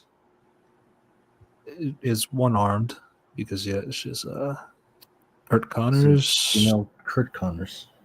Yeah, and it's like I know this was a discussion as well. So my thing has always been like race swapping is always a thing. At the end of the day, race swapping is like, I personally am not a fan, but like you can still do it essentially. I wouldn't ask for it. It's like a case by case basis for me. Yeah, but like gender bending for me is like I see zero justification. There's just too many women characters, too many men characters, too many there's too many characters that have already exist in these comics in general that like I don't really see what justification you need to do that, in my opinion. So we can get a sexy lizard woman, of course, when she turns. Maybe that is the point. I mean, who knows? Yeah. it was just like I mean, there was nothing really wrong. I guess it just did what it had to do. She's barely a character in the film, in the show, but yeah, just supportive person while people are being mean to Peter Parker in here. I mean, this is like this is the only place of like location where there's any sort of you know tension for Peter. Like, but it's not much, and the reason why is because I'll say that when we get to Harry. Um, yeah, Peter misses Peter misses the football game that Lonnie had, and they also had like a party as well. Kind of recreating a little bit of the Ned scene from Homecoming, but with Nico instead. Though it's a little different. It's actually a lot different there because like Ned knows that Peter was Spider Man in that, but Nico didn't. But he was still like an intern at Oscorp. So even if he was being Spider Man, she doesn't know that, and she was like still like, oh, you were just at the internship and it took longer than you thought. So I'm glad that like it wasn't crazy like you ditched me and all that stuff. I mean she kind of did it, but like it wasn't that bad. What else? Yeah. During a break in his work, he sees a news report about a building on fire. It's like, wow, like wait, I want to see fire because it looks great. And then it's like, oh, I need to go to the thing to get something. Deuces, Parker out. It's like, shut up. It's like, why can't you like? I don't know if it's because I've been in high school like I mean I was in high school like 6 years ago I guess, so it was quite a while ago. But I know for sure like if you were just to say like yeah I need to head out I got dude all you could just say is like my aunt needs me and it's like okay see ya. Well, he's I don't know. awkward, I guess. Yeah, it's like I don't know. It's people really don't give a fuck when you need to back out of a conversation or you need to go do something. I need to go. I need to go fix a tire on my car or something like that. I know it's like he doesn't have that problem, but I'm like sorry, Sandy. I have to go get my hair cut. my planet needs me. There's a lot of excuses you can make that doesn't sound stupid. But you see, he goes into the stairwell to change into Spider-Man. He goes to fight an arsonist named Butane. Um, Butane is basically he wants to burn down a building so that he can make his own like base essentially. But like it turned the oopsie was that like Butane was burning down the wrong building. The wrong. Part of it insurance scam and all that stuff. They fight a little bit. They Peter punches him really hard to the point where he flies to another window. He didn't realize how strong he was, which honestly is like I always wondered about Peter's strength in the sense of like his punch could really kill somebody, and it's just kind of lucky like when he doesn't try to find out if that makes sense. Yeah. Because that's always been I feel like that's kind of been an initial thing like for some people it's like how do superhero characters that are really strong how do they realize that they're too strong that they can't do a normal punch like you would typically you're supposed to do, and then when is the phase like where you have to realize okay I need to dial it back. That's always been something I've been interested to see with Spider-Man in particular, but we never really get to see it. But outside of that, yeah. So they end up in a pet shop, and he's just not really being careful on the fact that like there's still animals in the shelter. So like, just kind of allowing like the fire to hit around, but like he still has confidence to him and all that stuff at this point. So I mean, that's kind of his only flaw, and it's would I even call it a flaw? Not really. Um, but yeah, I just but he does knock out butane. Um, he notices that butane has like a stylized infinity logo on his equipment. Um, and then he goes back. So Peter goes back to Oscorp, but then he's called immediately by Norman Osborn. Uh, and well, you see, Norman Osborn saw that I know your secret. I know you are Spider-Man. And it shows the video footage of him in the stairwell changing into his costume, which is like Whoopsies. that's really stupid. Everybody should know that there are cameras in stairwells, especially in stairwells. But yeah, See if Stair was in this office building. Well, whatever. Yeah. yeah, and you know the next episode, so Secret Identity Crisis. God, this kind of upset me a little bit using the identity crisis, but we're never actually going to see a identity crisis ever. I doubt. Yeah, that sort of get used. Yeah, the perfect. I felt like No Way Home is the perfect opportunity they could have done it, but well, like back when what was when John Watts was talking about the original idea for No Way Home is like the Craven movie. But that was also back when they did not have the multiversal ideas, so the fact that they actually can use Doctor Strange to do the forget me spell and all that stuff via one more day. Yeah. Yeah. Great sort of reference. Yeah. Peter tries to deny that he is Spider-Man. Maybe your security team is just pulling a prank, but no, it's like you see Norman Osborn. Norman Osborn only gets access to the cameras, which is like see you have a security team, but your security team doesn't look at the cameras. Only you do. Why? I don't know. Were these like special cameras only he looks at? Yeah, it's like, gosh, it's like, oh, or maybe the security team gets to look at every camera except for the stairwells. Only the stairwells are given access to Norman Osborn, which is like, super convenient. The smartest thing to do is just go to the bathroom, change, and hopefully there's a window. Then you jump out the window. Though there is still going to be the on-building cameras that you can avoid, but yeah, but Spider-Man is hit or miss with in terms of spider sense. Uh, he honestly, so I checked the show today. He doesn't have spider sense except for one scene in episode 9. That was the only time he had spider sense.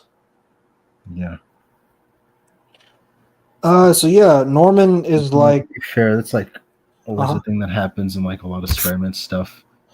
There's Forget. always like examples where it's like, where was the Spider Sense? Yeah. I guess this just continues that tradition. Yeah. You see, so Norman invites Peter to like a restaurant, and he's asked, why do you want to help? Why do you want to help me? And all that stuff. Well, because when you saved my son Harry Osborn from episode 1, I realized there's like I needed to help that guy maybe get better and all that stuff. So I went to think about some of the things that Spider-Man had. Spider-Man has like he has like this webbing, he has like a athletic skill and all this stuff. But the way he actually figured out like Peter Parker's identity originally is not really for Peter Parker, but first like cross-referencing that, well, you have to be like really intelligent to make spider webbing first. But he says like Oscorp already has like a lot of the smartest people in like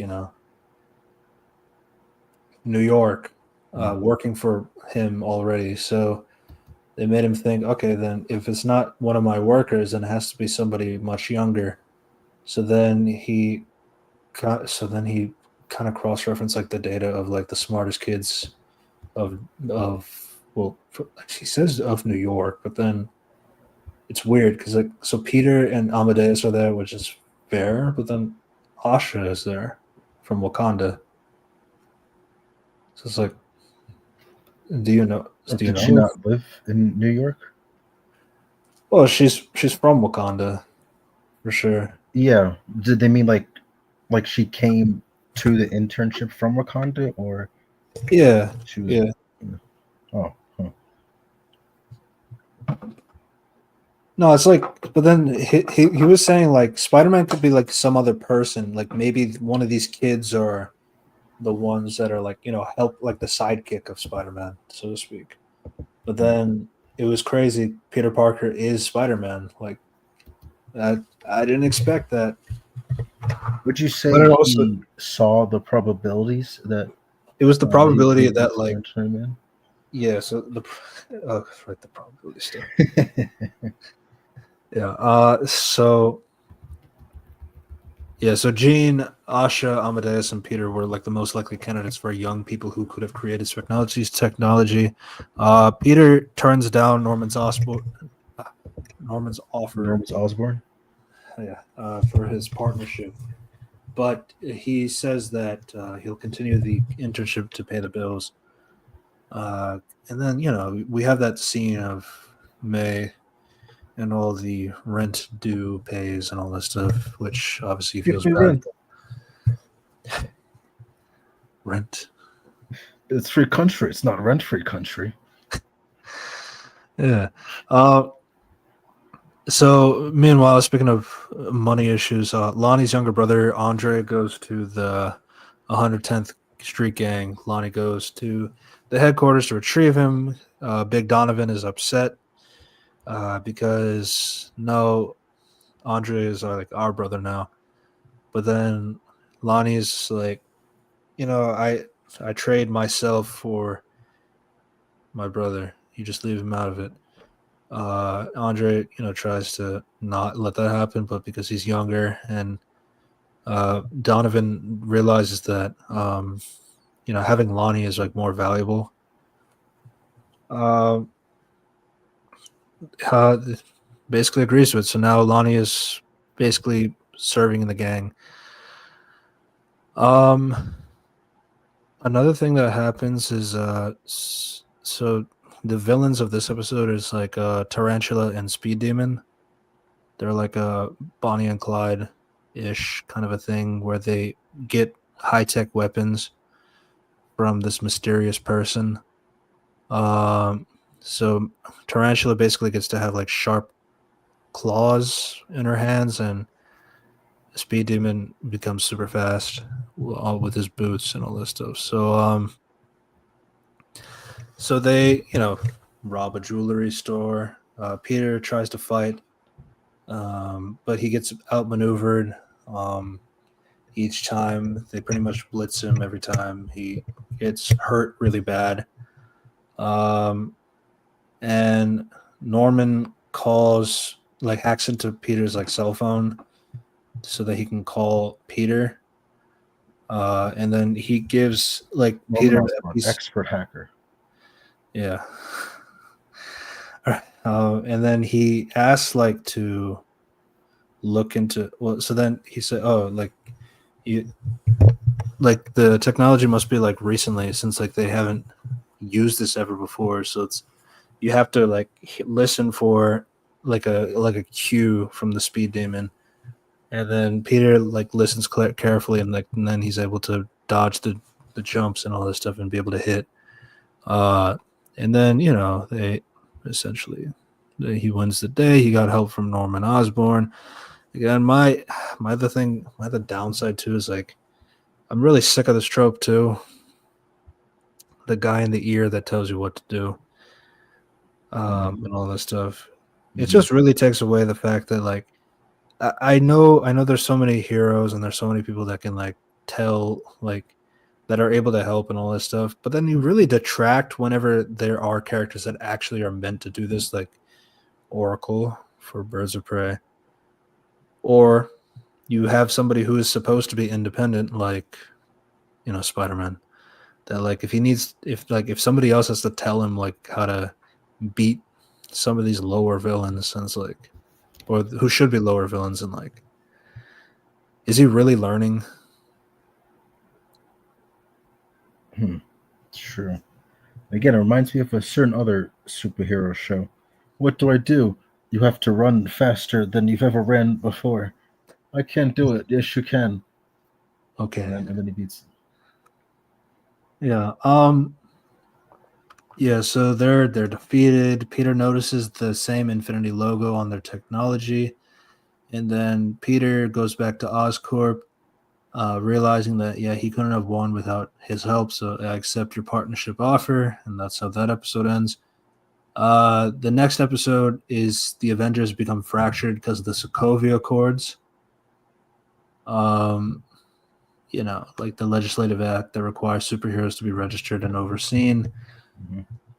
So the way that Norman Osborn bypasses this is that he gives Secretary Ross I have Oscorp has control of this superhero Spider-Man. Here he is, and here's his identity, and it's like his security guard with like a big beard and all this stuff. This guy's Now got a totally different build. Ross never, Ross doesn't ever see this person, but if you were to put that guy in front of Ross, it's like, yeah, I'm Spider-Man. It's like, are you? So nope, he just Ross has other things to do. So basically, Spider-Man is allowed to operate because he technically gave up his secret identity, quote unquote, with his Sokovia Accords and all that stuff. Does that guy know? Does that security guard know that No. Osborn did it? Yeah, probably not. No. Imagine like Ross just calls him one day, Spider-Man, we need you, huh? Because like he said, Norman Osborn got Ross to call Iron Man to arrest Octavius later, but we'll talk about him in a second. But yeah, Norman. So it's really weird to see Norman as like such a heroic-ish kind of character in this thing. I mean, it's kind of the point. He's supposed to be the pseudo for Tony Stark. It was just really interesting to see that. But yeah, Norman believes that he and Peter must step up to become the protectors of New York now that the Avengers are fractured. Peter tries out various Oscorp designed superhero suits. You got like the Richter suit. You got basically all the Identity Crisis suits that. Well, 3 out of 4 of them. If you remember. Three out of the it's Prodigy, Dusk, and Hornet. Oh, okay. Yeah, Hornets can't fly with the wings only. It's just so unfortunate because like the cool thing about in Identity Crisis, in that comic, like not Peter Parker, Spider-Man was like was framed for murder. Was framed for murder. By ironically Norman Osborn. Yes. For Norman Osborn, and Jameson is like, I'll pay like $1 million for whoever can capture Spider-Man, and everybody's like going after Spider-Man essentially. And then so in order to lay low, he just does like different superhero alters, so that he can still do Spider-Man activities while being new superheroes. So but the cool thing about it was like Spider-Man would have to change up his power set slightly, so he can't use like his webbing. So he would have to use like one of it where he relies more on his speed, one of it relies more on his athleticism, one of it relies more on his his ability to like punch really hard or something like that. So like that was the interesting thing. Relies on stealth. One relies that's completely on stealth, yeah. So that was like an interesting thing about like that storyline in particular. And he's also doing it while he's trying to, you know, uncover Clear the real something. truth of like who framed him and all that stuff. Who framed Spider-Man so that he can prove Spider-Man's innocence and all that stuff. That's why I really wanted this to be like the story for the post Far From Home, because like I think that's like a really good opportunity to actually show Spider-Man's independence while being different superheroes, while also trying to remember that he has skills that are more than just swinging on webs. And it would have given them a lot of suits to make toys from. That is also true. And this time it was justified. Yeah. Yeah, so that was just my thing. So I don't like when the show like puts them in. I know they're for Easter eggs, but it's like, oh, this suit sucks. It doesn't work. It's like, yeah, it doesn't work because the Spider-Man is too young. He doesn't have the capability of understanding of how he could use the suit to his advantage. Also because he didn't design the suit himself. Somebody else did. So Mm-hmm.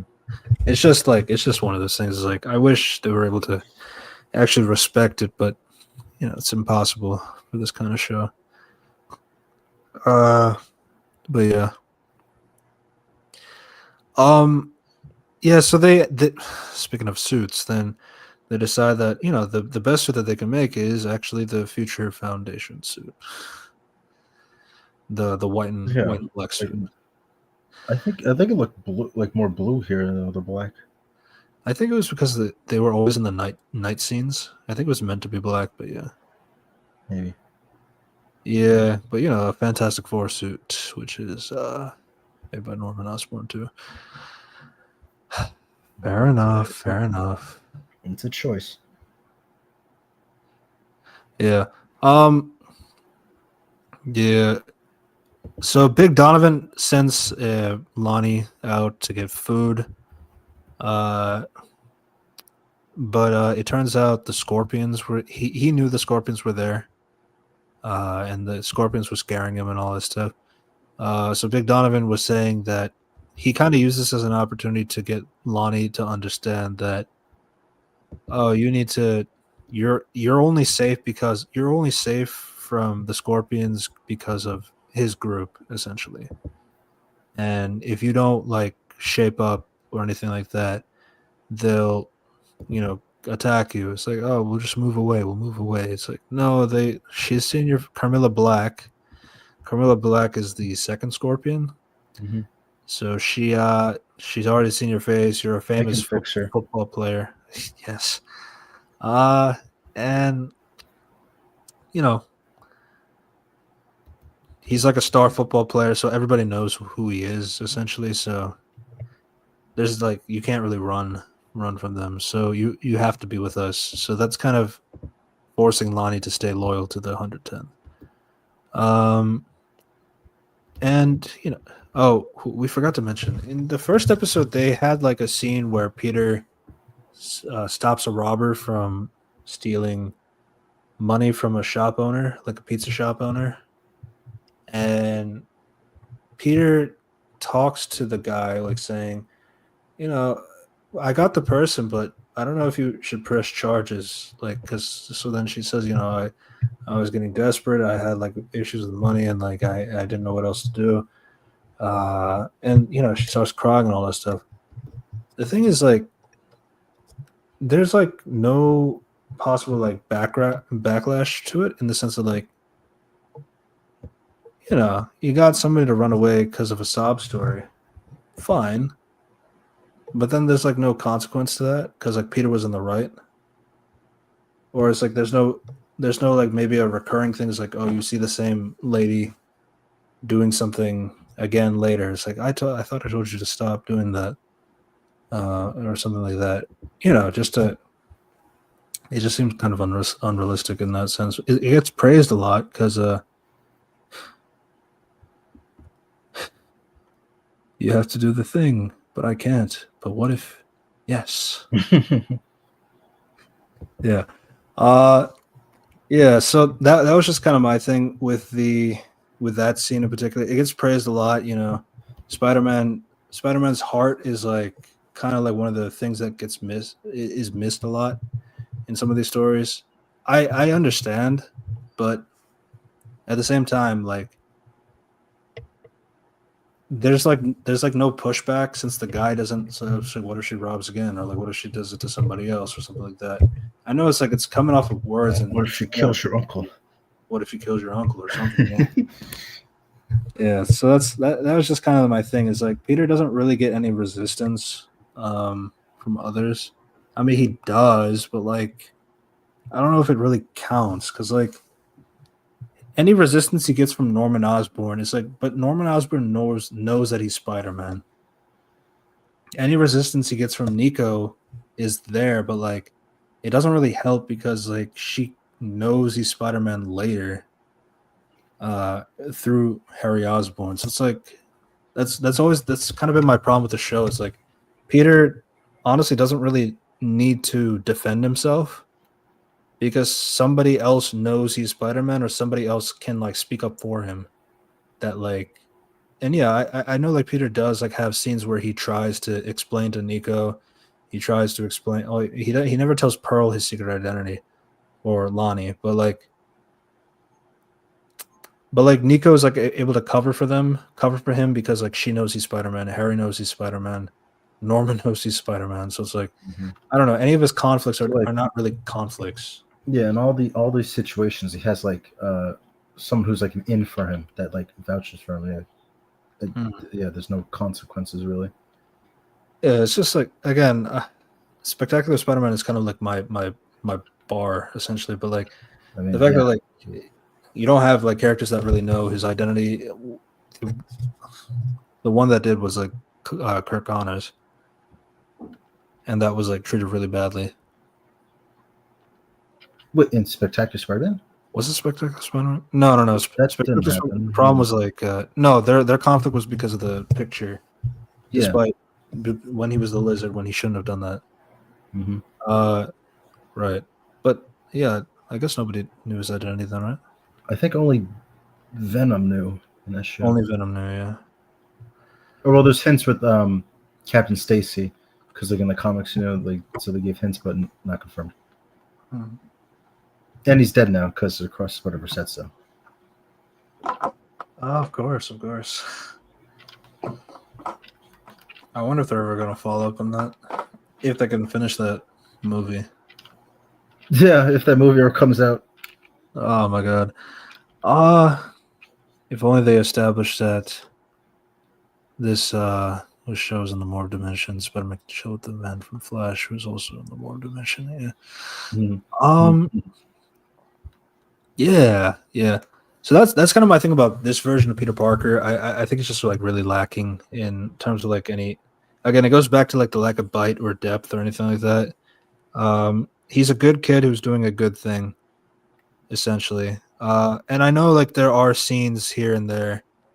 So a lot of it is kind of like relatively the same. I mean, we kind of like summarize Lonnie's story. He was reluctant of being in Big Donovan's group, but then like, after being in the conflict with Scorpion and his gang and all this stuff, he defends Big Donovan from Scorpion, gives a little punch, and he, there becomes like fully accepted. People love him in the group. The Lonnie is like stopped going to school altogether. He stopped football. He stopped. And they do the thing, you're like a tombstone. Yeah, I like that name. Yeah, feel like a tombstone or something. Yeah. Again, I don't. It's just funny. It's like you're like a prowler. I don't even know how that would work. But yeah, I was thinking it was like they could have if it was Hobie. I was thinking like in that scene, he so like sneaks up on the gangler or something, and they go like, "Wow, you really prowled on them there." Prowler, I like that. Yeah. So there's that. I mean, there's other villains, so to speak, in this show. I mean, there was like Mila Masaryk. So like there was like a bunch of Russians who are doing something. They get captured. Peter like stops he doesn't stop them, but he does like stop like a fire crossroad that happened. Yeah. He saves people, which is nice to see. Yeah, yeah. Saving bystanders. Only the girl escaped while like her three buddies were there. Two of them are pretty much Chameleon and Rhino. Except he has the name of Rhino's father in comics. That was the thing I was curious about. Why is he named? So I was a bit confused. I was like, because it's Savage. But it's Mikhail. Yeah. It's Savage. Yeah, that was the thing I didn't understand. It's like, but like no, it's like his Rhino thing is not Rhino. It's like it's Rhino because of his car. His car has like a little horn on it. Mm-hmm. That's lame. But yeah, it turns out Mila Masaryk, so she's actually the unicorn. Yeah, so she gives the money to a guy, Otto Octavius. Mm-hmm. Otto Octavius has the best design because it's straight up his comic design. Yeah, literally. Yeah. Octavius sells Mila helmets that shoots lasers from the forehead. They can also analyze and predict opponents' movements. Oh, so yeah, you might say it gives her the ability to see probabilities. God, it's just so often. I'm gonna hate it because like Midnight Man actually has that power, seeing probabilities of what somebody's gonna do. But now it's like now you just make it so goofy that because they do it wrong all the time with the probability powers. Like Domino is another example. That like yeah, I don't know if you can ever take it seriously. What else was? Yeah, so it turns out Ogdo Octavius was a former associate of Norman. He plans to make a name for himself, so to speak, Ooh, with how the long did wealth. I wait for this? Yeah, yeah. Yeah, so he tries to take the wealth that he gained and sells his technology. So actually, the end of the last episode is where Peter goes to the Oscorp, and it turns out when he opened the mask, it was actually talking to Harry Osborn as well. And now Harry Osborn is the dude in the chair. So yeah. And one of the annoying thing too is like, so it's like, oh, so this episode, Norman is out. So he's like, why don't Harry? You're out, Norman. You're out, Norman. Out, am I? Yeah. So Harry is going to be the dude in the chair, and basically tell Spider-Man what's going on, his eyes and ears, kind of a thing. Yeah. So again, his relationship with Harry is a lot shorter than Nico, by the way, and that's going to be important in a second. But yeah, he knows he's Spider-Man. He likes Peter because Peter is like a really nice kid. He doesn't take advantage of his money or anything like that. Like he actually wants to be his friend for who he is and all that stuff. It's an all right dynamic. I don't really have an issue with that. But yeah, so one of my issues is like because Peter is like young, I guess, but like even ignoring that, it's like every time he's speaking, he is like, Mr. Osborn, what do I do? Harry, what do I do? Like he's saying it in these moments, like, and the problem is like the show has like a bad case of like if the person is not on screen, they can't hear anything disease. So like it's very chronic in the show. There's like it's also weird too because whenever they do classroom scenes, they're trying to do whispering. They're like talking, but they're like straight up talking. That you can't even tell that they're whispering. But the thing is, like none of the characters in the room are acting like there's two people talking in the classroom right now, because like they keep all the extra characters like static, and that's like really annoying. like there was this what like after like this is like after when Nico like finds out Spider-Man and all that stuff, and then Harry's like trying to speak to her like in the classroom, and the guy in front of him is like, "Dude, shut up." He's like, can you tell who that is? Like, tell Nico who this? No, I don't even know who you are. Oh, hi, I'm Peter Parker. It's like, what are you doing? Like, it was just so stupid. It's like he gets in trouble in class. It's like, yeah, of course you do. What did you think was going to happen? I don't know. Like the high school stuff was like really, it really did not do much in the story, if we're going to be honest. Because the friends that needs to know who Spider-Man knows he's Spider-Man. I mean, it doesn't really affect his classes or anything like that. So I don't know. You don't really have that much drama going on in the school's point of view. So like, I don't really know what the point is. And then you have his internship team, which is like, it doesn't really matter because like Norman Osborn is the boss. So it's like if the boss is like keeps calling Peter up to like if he's making the calls, it's like so it's okay if he doesn't do the work.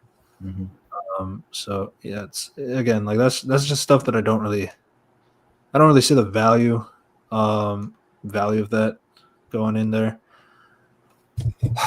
But yeah, Mila, the unicorn nearly kills Peter, but like, you know, Rhino stops her because Peter saved his life. When Mila was using Rhino as bait during the fight. Peter does apprehend both of them, and Rhino vows revenge for his imprisonment despite Peter's heroics. I don't think we see Rhino ever again. No, I don't think so. The rest of the season, yeah. So then, meanwhile, Peter goes to the movies with Nico, and then he invites Harry without letting her know. She doesn't like Harry because Harry's like kind of a douchebag. That's basically it. Lonnie is forced to leave the football practice for the turf war, and this is where we talked about Mac Gargan. Scorpion is there with the gang. We shall name you Tombstone. And yeah, that's kind of how that episode ends. Duel with the Devil. Lonnie's kicked off the team, as we talked about. Peter tries to invite Harry and Nico to watch a movie at his house, but they have clashing personalities. Norman goes to the charity dinner. That's where he tells Ross about Spider-Man, aka the fat dude who clearly cannot be Spider-Man. So it was really funny. Oh, yeah. Yeah. So, but then it turns out while he's up there, there was like a security breach happening at Oscorp. Osborn tells Peter to go and check out what's going on. It turns out the person who is infiltrating Oscorp is a train guy, Daredevil. Whoa, Daredevil! They play the song. Yes. Yeah. So yeah, they have a little bit of a fight and all that stuff. Daredevil like completely washes Peter. But he does try to tell him like, you know, I think you're a good kid and who has like a good heart and all that stuff, but I want you to know that Norman is a bad person. He's up to something really bad. Doesn't everybody have deep secrets? Like you're the one who has like a mask on. It's like, so do you, buddy. So it's like, I don't know. That was kind of weird, but yeah. And then yeah, Peter like he pretty much like does like a thing where like he throws the baton. Peter dodges it, but then the baton bounce, and hits Peter in the head anyway later to knock him out.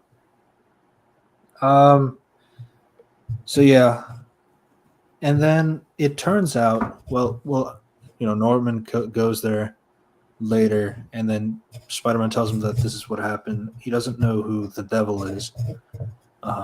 Daredevil never says like I'm Daredevil or anything like that. But it's okay. Um, so basically, Norman not just thinks that Daredevil is like just somebody that Otto Octavius hired, but he doesn't seem to have any of the technology. He just seems to be very skilled in fighting, like naturally on his own, and all this stuff. It's gonna be so weird, like how much of an age gap Spider-Man and Daredevil has. Mm-hmm. Like a massive age gap, like where he's like practically his dad. I don't know. So it's some of the things like Jessica Jones was thought about to be in the show, but then it's like we can't do that because Kristen Ritter is like so much older than Spider-Man. So there you go. Even though she was his high school crush, and well, she had a crush on Peter when they were in high school. So it's interesting. That's yeah. So while Peter was away, Harry tries to connect with Nico. It's like, oh, you're into tarot cards? Me too. Why don't we do it? So it kind of shows like, so we talked about it earlier. Nico like is like into magic kind of things. It's not really developed at all. It's just kind of like a weirdo quirk vibe kind of a thing. It was like, yeah, it was. I don't understand like none of us are like connecting well together, but it's like I know Peter all of Peter's secrets. You know all of Peter's secrets. It's like what kind of secrets? And then Harry like whispers that Peter is Spider-Man, and when Peter goes back and it's like, is there something you need to tell me? Something about some kind of Spider-Man? Like she thought he was capping at first. But then, like, she pulls the bag and like sees the mask and the drawings out on the ground, and yeah, that confirms that the guy is Spider-Man. And then she gets outside, and she leaves.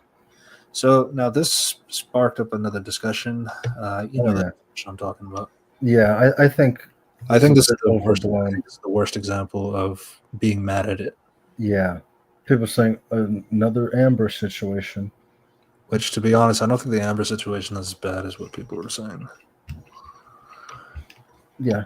So my thing about the Amber situation in particular is that, yeah, I didn't like it either when she talked about, I knew and I was still upset, like that kind of a thing. That was not good. But then people act like season 2 never happened, like where she's completely a different character. She's much more nicer. She's much more like to the point where it's like over compensated for that. It's like to the point where I don't think she was like a real person because of how much she was going, yeah, oh my god, I really don't care if you're gone for 3 months.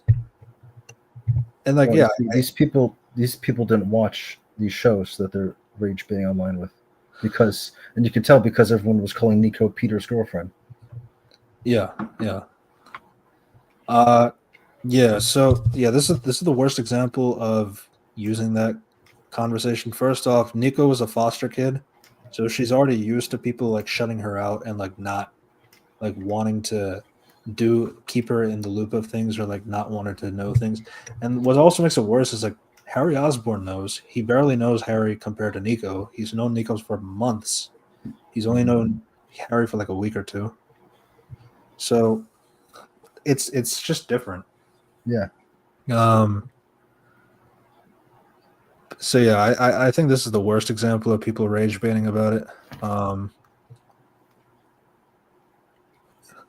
mean, obviously they continue that conversation later in a different episode, but this is like kind of where it started. Oh, great, another show that did the getting mad at the hero for being a hero trope. And it's like, God, literally putting words in Nico's mouth. Like, I know you were saving lives, Peter's like, no, this never happened. She didn't say anything. She just like left him alone. Yeah, it's like it's that, but then it's also like Peter doesn't really get to do any kind of like obviously he couldn't get a word in because like she like stormed out and all that stuff. So But at the same time, it's like there really is no consideration for like, okay, what like these are like common things like in older comics. Like I honestly Yeah. like because like people say like I'm kind of glad that comics they're getting away from that. No, how they're getting away with it is by like Not making you, not doing secret identities. not doing secret identities or not having superpowered like non-superpowered friends. Oh yeah, yeah. So everyone's a hero too. Yeah, so it's like Ugh. that's kind of the thing is like the I know it's gaslighting, but there's like but that was like a common thing for like a lot of these superhero dramas was the gaslighting to a degree.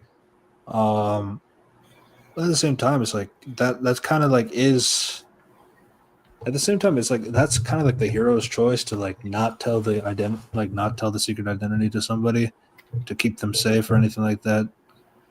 Um Also it's like what if you guys break up? Mhm.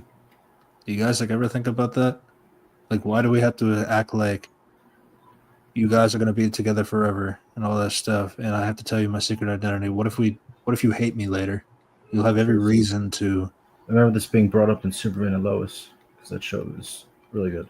And everyone should watch it right now. Yeah, so like these are kind of the things it's like whenever this discussion comes up is like I just don't really think people are thinking about why it's being used or like maybe it's not done well all the time. Maybe yeah, because like the lowest one in my adventures with Superman is probably too much. It is something Lois would do, um, like jumping out of a building. Like that's like a thing she would do. That's the thing she has done. She's done it many times. Yeah. But there's like Also, because that is like nobody knew the concept, the context with that, and also because they just saw that said their post, didn't check anything else because like later in that show like that like her actions get brought up. It's like it's like shown as like part of like her character flaws. yeah, So, yeah, sorry, it's just another thing I have to say about that. yeah. That's basically the end of that part of the story in this episode, and then Carmilla Black is still stalking Lonnie as he's going around, But she was and sucking. and she tracks him to where the hideout is, and Gargan is getting prepped up with his Scorpion like armor from Otto Octavius. We'll talk about Scorpion a little bit later. Actually, in this episode, Scorpion Rising, episode 7. Nico attempts like ignores like all attempts of Peter's apologies for keeping Spider-Man a secret.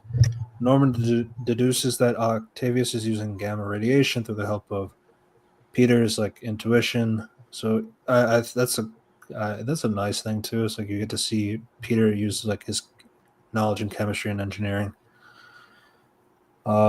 used on the forefront. That's pretty cool. It is something that does lack in adaptations, or it's like maybe you see like one chemical engineering feat per movie, kind of a thing. So yeah, it's kind of nice. Harry goes basically takes Nico out to town so that she can forgive him. She teaches her how to drive. They get into a street race with some lady. It's all right. Didn't She looks cause like like Mary Jane, kind of. yeah. Nah, we can't do that. No. Yeah, so they basically bond, and there's kind of like this almost kiss thing, which was unnecessary. Wait, was there? Kind of when they're on the steps. Huh. I guess I just didn't really notice. Yeah, but like Harry was just letting her know that Peter didn't ask me to come here. I wanted to apologize on my own and all this stuff. And he basically tells Nico that Peter kept the secret to protect her and all this stuff. And Nico apologizes to Harry for how she treated him before, calls him a friend and all this stuff. So yeah, again, my downside is like, Harry was apologizing on behalf of Peter, but he also benefits from getting an apology for how Nico treated Harry earlier and all that stuff. But like a lot of like what is getting Nico to start to forgive Peter is because of Harry knowing he's Spider-Man and knowing what to say and knowing how to defend Peter for him. Mm-hmm. It's not the only reason like why she forgives him later. But it's the starting stone of like kickstarts it. it's what starts it in the first place, which is what I don't like because like Peter is not actively being a reason for getting this to happen. Mm-hmm. Yeah, so Andre texts Pearl because we just remembered she's a character in the show. Yeah. Telling her to like, hey, Lonnie is like getting in big trouble. Go here to this location. She goes there and she sees like Lonnie's there or surrounded by guns and all this stuff. It's like, what are you doing? Why would you be in a place like this? Why are you saying all this? Why am I saying all these things in front of Big Donovan, the fucking criminal? It's like this is what I'm saying. It's like maybe the audio mixing is just really bad or something because like every time they're supposed to be whispering, it just sounds like normal talk. So it's like then I have no idea. Is everybody supposed to hear them or not?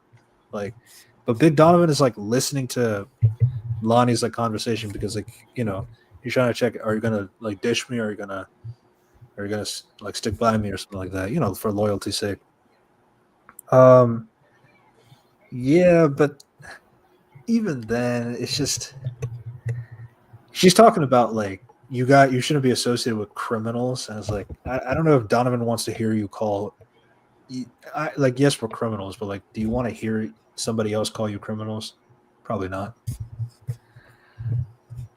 But then, but then the same day that happens, Scorpion comes in to storm the base. So, this couldn't have happened earlier. It's like, also, why did you have to? I also don't understand, like, why did Pearl like take him inside the, like, because Pearl is the one who like drags his arm to I'm gonna talk to you, like, and you're not gonna ignore me. But she takes him inside further, closer to Donovan and all this stuff, closer to the guns and all that stuff. It's like, why don't you take him outside? Take him outside of the building so that I don't know. That just doesn't make any sense to me. Like you're putting yourself more in danger by like going more further inside into the base if you're wanting to have a private conversation with Lonnie. It was just really stupid to me. Yeah. But they kind of save it because Scorpion comes in and his gang starts a fight. Scorpion does use his tail to kill somebody, but it's mainly just mainly like your conflict stuff. Spider-Man, when Norman was tracking the gamma radiation and all that stuff, they found the location. It was in Harlem of what is using gamma radiation at the time. So that brings Peter to this location where Lonnie, Pearl, and Scorpion are. So he tries to, fight Scorpion on his own. Scorpion is just ruthless, fully ruthless, to the point where he gives Peter like PTSD with how violent he is, and how it gets to a point where, I mean, the fight was really good. I think it's probably the best fight in the show. Season, at least. Because like it allowed Scorpion to, for one, allow Scorpion to exist. Yeah. Something the MCU had access to Michael Mando from Breaking Bad, not Breaking Bad, from Better Call Saul, and you just don't use them. I guess that's going to take another 17 years, and then he'll show up in Miss Marvel 2. No, the Wave movie. Yeah. So yes, but Scorpion is allowed to, be Scorpion. And like he does like a thing where he pulls down the beam so that Spider-Man can grab it so it doesn't hit him, and then he uses that opportunity to stab, like basically puncture the suit and like through his shoulder and all that stuff. So yeah, Peter got really fucked up. And yeah, like it got to a point where Norman was like really focused on finding where Otto is. But when the alert happened that the suit got punctured and that should have been impossible, I was thinking like, is that? But his suit was getting like scratched up earlier. Like he was getting scratches on the arm and like on the thing like that. So I don't know like what he meant by like it like now it got punctured. It's like I guess like a full-on hole is different from just a scratch or something. I don't know. yeah, I don't know. That's kind of cappy, but Mhm. yeah, but yeah. So Peter is like kind of done for the count. He cannot do anything. Scorpion like pins him to the ground, like steps on his back and like just punch, like ruthless, beat the shit out of him and all that stuff. And before he could do the killing blow, Norman Osborn sends a glider. A glider. Sends out a glider to basically distract Kang and uses the glider to go and takes Peter out. To pick on a. Well, at least this wasn't Peter suddenly struggling to beat a villain who was beaten many times before and then has to rely on Norman. That would just be crazy. I didn't catch the reference. Oh, the Zeb Wells run. When it's like, Vulture's just like so angry this time that I'm gonna die. Yeah, right. He's been in a few MCU projects too. Yeah. So Norman gets Peter out. Peter blacks out. So it kind of like it goes to the next episode where he's in the medical bay. You know, you have the doctors like he's just a kid, kind of a thing. older than my son. Older than my son. Oh, speaking of which, the last episode had the reference like it should have like maybe he's using iridium. No, he can't. Oh yeah, the reference tritium and solar power. You think he has the power to control the sun? Yeah. I get it. Yeah. So so he's in the medical bay. He does get treated. Norman says that they never took off the mask, so they don't know his identity. But he's fine. The suit is completely totaled, so can't use it anymore. But Peter's like shaken up because he doesn't think he can beat Scorpion. And Norman gives him an ultimatum that you have to step up as Spider-Man or you're not going to be my partner anymore. Because with great power comes great respect. Yeah. Though that comes later, but... that's later. Oh, my bad. Yeah. So this kind of... So basically, this references the... This is like the homecoming post the boat getting ripped and Iron Man has to yell at Peter about like what could have went wrong and all this stuff, and then he goes back home. Oh, I actually prefer that scene. May goes back to May, and then does cry. Yeah. I prefer that scene with the. If you really cared, he'd actually be here. He comes out. Oh, that's good stuff. Yeah, it's I did like this one because like honestly, one of my issues like I said it like when I was live watching the show. Where's May and her opinions on what is wrong with Peter? Because like he's not like they haven't really shown her like that much, and no, then they have her here, where like he breaks down crying and all this stuff. He feels like everything is gonna fail. Nico's not his friend anymore. Things like that, and then May herself talks about how like I wish that Uncle Ben was still there so that because he would be a good person for Peter to talk to, all that stuff. So that was pretty good. Norman sends Octavius's location to Thaddeus Ross. you know, Thaddeus Ross is the Secretary of State. So I thought that was interesting. It's like they bring Thaddeus Ross to that location.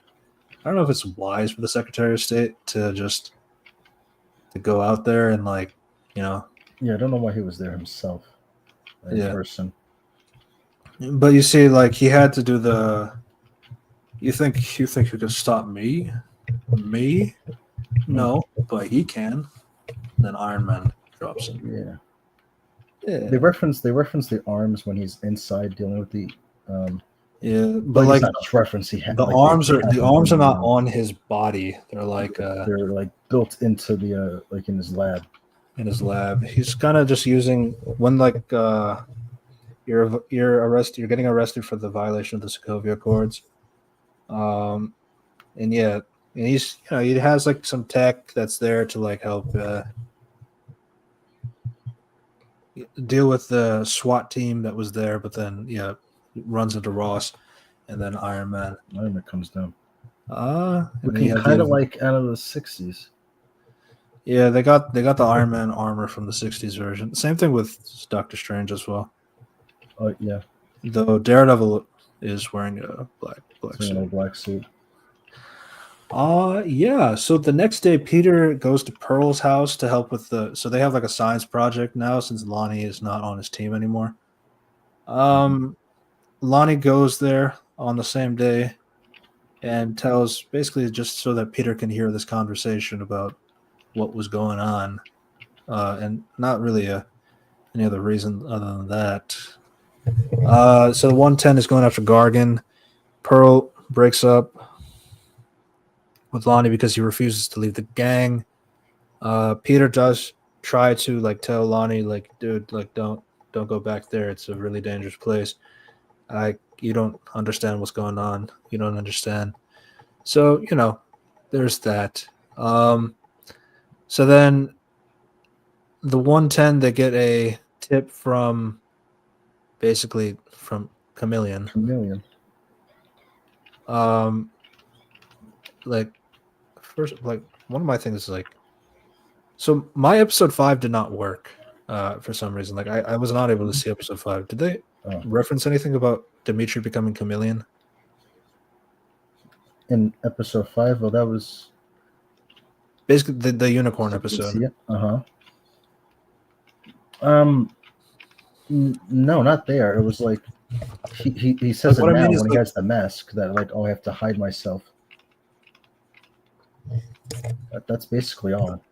yeah. So what I mean is like in episode 8, like this episode, this is the first time we see him in the mask in general. Yeah. Okay, so there really is no build up to it. Yeah, no, not really. He just because if you remember, he says like I have to hide myself now or something. Yeah. There wasn't a scene before where his dad says my son is like a chameleon. Yeah. Oh my god. So the Chameleon, he tells the gang about Octavius's abandoned warehouse and is going to use the technology to fight Scorpion. So and then he leaves. So it's like, oh wow, so he comes in, says a thing, and then he leaves, and then you don't see him again. Refuses to elaborate, leaves. Refuses to elaborate, and leaves.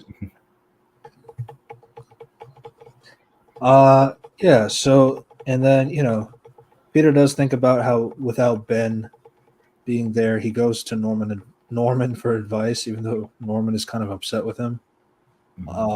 So I just found it a little bit funny. He needs a little bit more male influences outside of the person that is mad at him. But here it is. Yeah, so Norman believes that Peter lost to Gargan because he was holding back, and then he tells him, with great power comes great respect. I don't know. It's kind of a lame line. That's not the line. Yeah, and then Harry reveals that to Peter that he had Oscorp scientists develop the new red and blue Spider-Man suit for him because, like, Norman has kind of lost faith in Peter, kind of essentially, and it's up to him and Harry to like make him the Spider-Man that needs to be the real Spider-Man. So then, episode 9 and 10, he wears the actual classic Yay! red and blue suit. It's a good suit because it's the classic suit. It's no Mhm. I mean, I guess it wasn't really he had to earn the suit kind of a thing, since it was the penultimate episode, not the last episode. Mhm. And yeah, I mean, the last 2 episodes is essentially Norman goes to Octavius's prison just to gloat about how you're a fucking bitch. Honestly, and you're a bitch because like you were talking about like how you were gonna like overpass me and like I have to get my resume to work for you and all this stuff. But here I am, and I put you in jail. And not only did I put you in jail, I asked Thaddeus Ross to get Iron Man just to make it more humiliating. Mhm. And I stole all of your, like, I have all of your work. and I have all your technology and all that stuff. So Mhm. yeah, you really got no game. Yeah. So Peter stops the. So basically, the 110 they try and hijack the shipment of all that stuff, but while they were trying to like stop the Oscorp truck and get the tech that was in there, the police cars were also there, so they're causing like issues on the road and all that. Nico is listening in her headset about she was listening in her headset of the message that Peter sent about like his like now he's like giving like a legitimate apology that's like that she's gonna listen to this time because he sent a lot of messages and she was ignoring. But yeah, she listens, and while she's listening, the truck almost hits her, and that's like where we see the suit in action. Basically, saving her life, and like this is the steps that essentially gets to her apologizing to Peter, which again, I'm still kind of conflicted on that. Yeah, and then basically the Scorpion's gang is already here already. That was kind of like how did they know they were going to be here, and they basically fight. Gargan like gets on top of Big Donovan and he almost kills him, but Spider-Man stops him. Spider-Man has a little bit of PTSD from Gargan beating him up last time, but he does have more courage in this one. Big Donovan is like so scared that he was almost killed by Scorpion. Like he even says like I quit. That's too late for that. He says, "Deuces, Donnie out." Yeah, so he's gone. Tombstone is like left to basically be the big guy himself. So him and so apparently they have Bulldozer from the Wrecking Crew. Oh, I didn't know. The She-Hulk. Well, not in She-Hulk. They made him a white guy. Yeah. But yeah, they got Bulldozer. Bulldozer. Yeah. So Bulldozer and Tombstone, they were, yeah, we need to even the playing field because like Scorpion was just being a menace out there. Carmilla tries to fight Lonnie, but like with like knives and all this stuff. I was just thinking like none of you guys have guns. Like everybody's like using like lead pipes or like steel. What's with all the knives? What's with all the knives? Yeah. But then then Bulldozer just tackles her. I got her. Go. Yeah, and he goes. No, don't worry.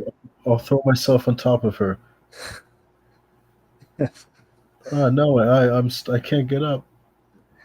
I was thinking of the Batman Catwoman, where like he's telling Dick Grayson to look for evidence now. Yeah. So, he goes inside. He's trying to look for like any kind of weirdo tech sciencey things that could maybe work. He knocks over a canister that has like blue gas, and it knocks him out a little bit. But then when he gets out, uh, it's kind of a surprise of what happens. So while Peter and Scorpion are fighting, there's kind of like it. Like a big difference is that Peter's not shit talking at all. He's being super serious and all this stuff, and that kind of again, maybe it's just me. I know Spider-Man does that. Like whenever he's serious, he will stop telling jokes and all that stuff. But I feel like there's a difference between like just stopping altogether and like just being more calculative of like where the jokes are placed. I think that's like a thing that like people don't really get. It's more the timing of when he says the jokes, not really that he jokes, if that makes sense. Um, but also my other thing too is like his seriousness is kind of like weird in the sense that like I mean I get that Scorpion almost killed him, but like he doesn't really know Scorpion that well, or like he doesn't really have that much stake in all these things. So like I don't know. I don't know if it's because like he almost died the first time, so he's taking this more seriously now. Anything like that, but like I just don't really feel like in his like personal characterization that like he had like a lot of like build up to this moment, if that makes sense. Yeah, it does. It's yeah. I guess it's just supposed to be like that, and how you see like the fact that Scorpion almost killed him, and you know how they have like Peter thinking about Norman saying, "You lost because you held back." So yeah, He needs a with great power comes great respect. yeah. But it's like even then it's like with great respect, it's like great power comes great respect. It's like it's hard because like respect is like so it's like what do you want him to kill him essentially? Like you'll get the respect of who? Respect of who? Respect of yourself or respect of others? Um, that's the problem when you change the line to that. Is like responsibility is pretty clear. Like what does that mean? In terms of like when he has the great power, he has the responsibility to of how to use that power, that kind of a thing. So when you talk about using your power for respect, it's kind of a selfish thing ultimately. So again, it's like I get it. They had to change it for the sake of like making it different, so it's not the usual quote that we know. Great power does great big booty bitches. Great power comes great big booty bitches.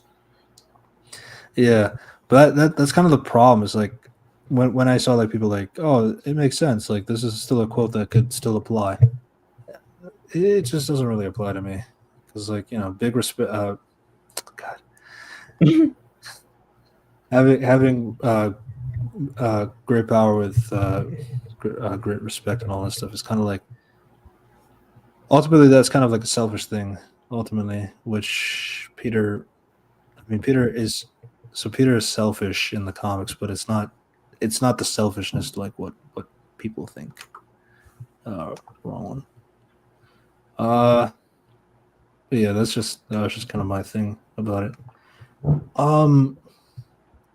But while they were fighting, Lonnie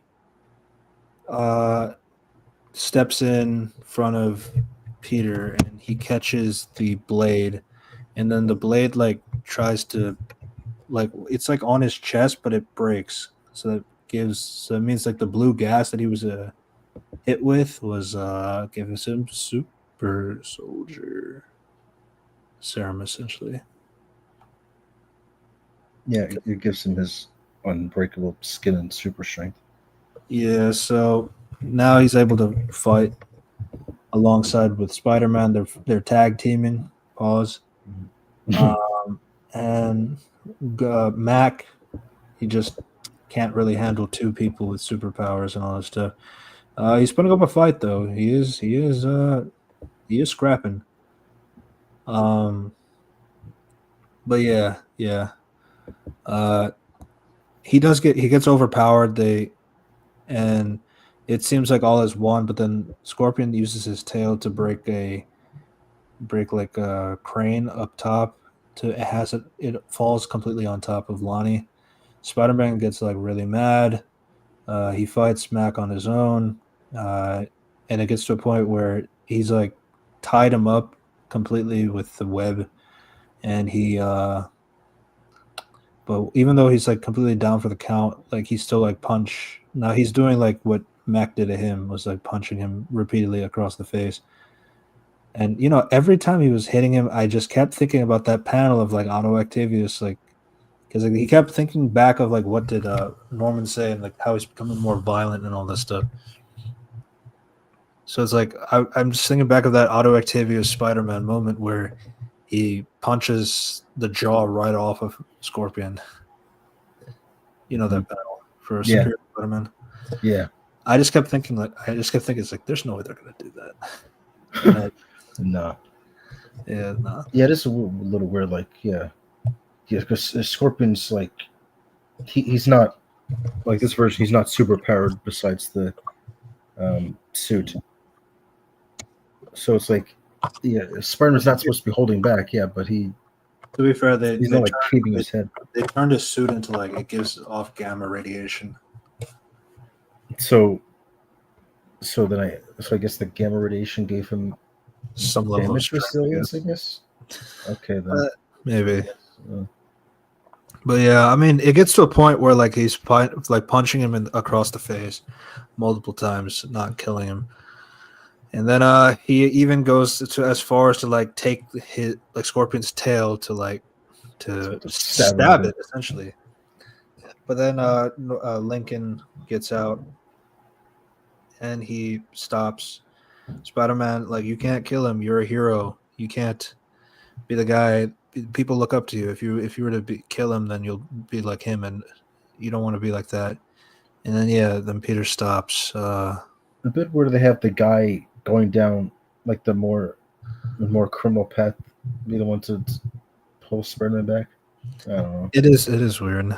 But Spider-Man, you're a hero. You're not. Yeah. Yeah. So, so Lonnie does get him to stop and all that stuff. So they both escape. Yeah, you got to get out of here. The cops might arrest you for being a criminal. Yeah, you're right, and you shouldn't be here either. Yeah, so they both leave. So Tombstone, his skin slowly starts to turn white at the fingers, so he's gonna eventually get his albino. He's got to earn his albino. Albinoism. That's the thing. Is like you guys have to realize what you're saying when you do things like this. Sometimes he's got to earn his albinos. Yeah. So then Peter goes finds Nico, and this is where like Nico apologizes to Peter. They do the upside down Spider-Man thing a few times. It's like I guess people don't find it cool. Yeah, but she apologizes to him, seeing how he was a hero and all that stuff, seeing how like he's able to risk his life for people that he doesn't know, and all that stuff is like a remarkable thing and all that stuff. Again, it's like my downside is just like it stems from being like it stems from all this starting from some other character that wasn't directly Peter himself. And it's like, it's like I saw you become a hero. I saw you being a hero in action, and that inspired me. It's like he was still a hero prior to you being mad, and during you being mad, and after you were mad. So it's like I don't know like what is exactly different. Just like seeing it up close and personal now. Now that I see what you deal with, it's like he was still on the news. He was still doing. That's my problem whenever they do these kinds of things. Is like sometimes when it comes to like being mad at the superhero, I think that's what some people are upset about here and there whenever they do those things. Is like you see the hero, you were upset about the hero like not telling you its secret identity, but then you forgive them because you saw them being a superhero like they were before. If that makes sense. Mm-hmm.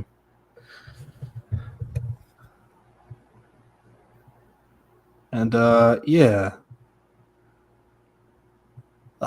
basically Norman. So this is kind of like where the show kind of goes bonkers because like I thought this was the last episode, but then there's episode 10. One more.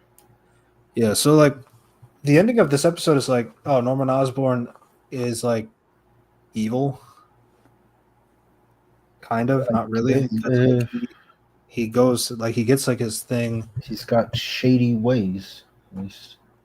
Yeah, it's like so. What do you guys have like the research guys? So it's like the internship people, they're like building these things for this like secret arc reactor kind of thing where it like can hop dimensions essentially. But then there's like a secret sci-fi project like, yeah, actually I want you to take Spider-Man's blood and try to figure out a way to make more Spider-Men and all that stuff. So yeah. So we see like Peter's blood from the injuries that he took in against Scorpion. Like basically they inject. So it's an opposite thing. So instead of putting radioactive material into a spider, they put Peter's blood that is already radioactive in it, and puts it into a spider. So that's the twist. And then the last, so we can speed run the last episode. It's not really too much to say because it's a lot of action mostly. Yeah. Basically, Norman goes to the group for the first time and tells them like, oh, we're working on this project Monolith where we're trying to make a dimensional hopping to somewhere else in Space. in space essentially. Yeah, that was the real reason for their projects to develop the Yeah. machine. Yeah, so Peter is not entirely sure about all this, but you know, Norman tells the wizard to turn it on, but a portal is made, a Doctor Strange portal, and Doctor Strange comes in and saying like you're what you're doing is going to be a violation of like a dimensional thing. I strongly advise not to do that. Peter tries to mention about this is the guy who caused the destruction in Midtown, but Doctor Strange does not know what any of them are talking about. So it's weird. Doctor Strange like really does not remember what was going on in Midtown. He doesn't know what that is or anything like that. And Norman is like using this as an opportunity to see, but you're what are you going to lie to a witness? All that stuff. He saw you, and then like, and that's the problem with you superheroes. You cause all these damages and make regular people like have to deal with the consequences and all this stuff to clean up your messes and everything.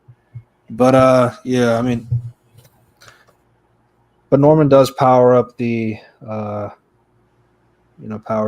thing, and it shows outer space, but then it just shows like a symbiote just like floating from space, I guess, and goes into where did it come from? Who knows?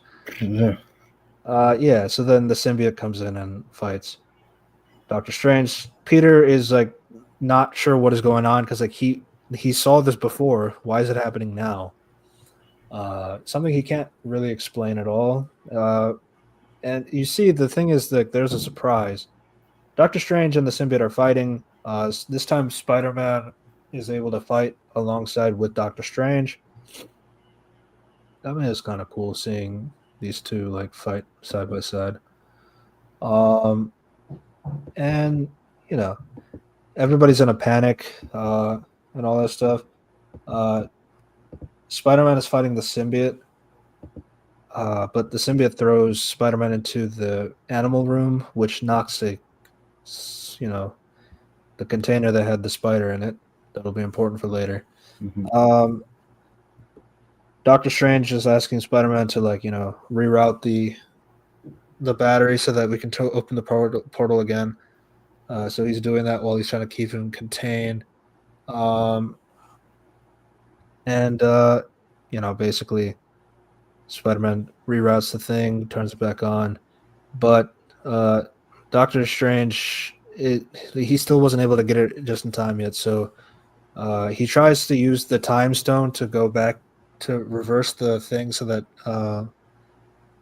what do you call it? So that Peter is not able to, not Peter, so that the symbiote can like, go back from what it was doing before. Mhm. But then he uses like the time stone and uses like a portal.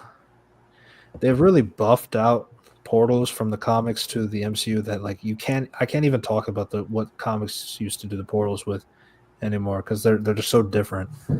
But yeah, I mean, but he uses the portal to go. He uses the portal and the time stone at the same time, which makes the portal open a dimensional time where they go back in time from months ago, back to prior to the events of episode 1, and basically they're doing the fight as it was in the beginning of that episode, but now the context is that it was Doctor Strange from the future going into the past to fight this dimensional symbiote, and then the one that Norman Osborn injected the blood into, is actually from the future, which went down into the portal as well, landing to bite Peter. So basically, it's a bootstrap So, paradox. yeah, who wrote Hamlet?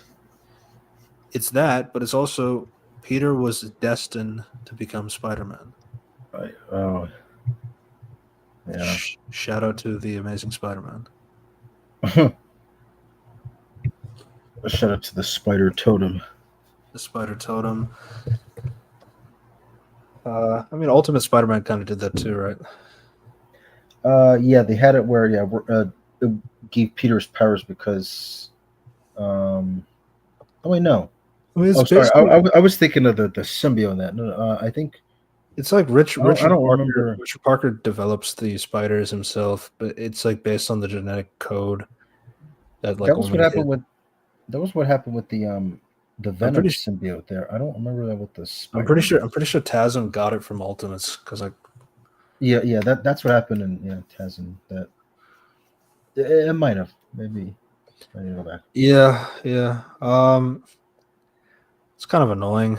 Um, so it's like Peter gets bitten by a spider in the future, but then and then the blood from his spider bite blood is like being put into the spider, which is from the future. But Hmm. then it's like, where did the first Yeah. spider come from? It's a bootstrap paradox, but like it doesn't really make sense. Who initially made the spider uh, radioactive initially? I guess it was Norman, but Norman got it from Peter, who got it from a spider, who got And it the from Peter, spider who was got it from a already. spider. So yeah, Uh, yeah. So that's how we learn why that happened in episode 1. I still think it's really stupid.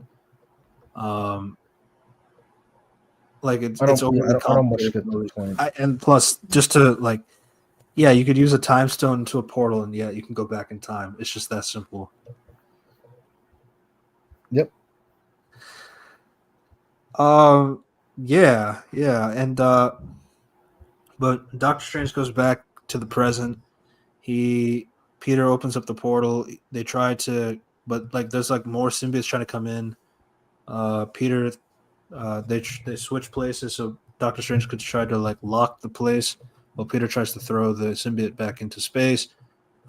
They do essentially win, but as Spider-Man knocks over the portal so that they can close it for good, he actually a piece of a symbiote gets caught and saved. Nobody sees it, but like, of course they did, because that's how you bring in symbiotes nowadays. Is just have a Yeah. It's little just. bit coming from the last time, I guess.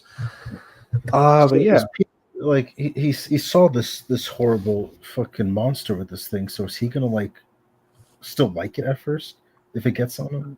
I don't know. that's the other thing too. It's like I feel like the whole symbiote thing has kind of been done to death, but like now it's at a point where like, how do you even do it anymore? It just gets it, I guess. Mhm. I like I still don't know how like MCU Spider-Man is gonna like deal with the symbiote thing because like there's like no word on that. I don't know. But yeah, that's basically how those plot threads end.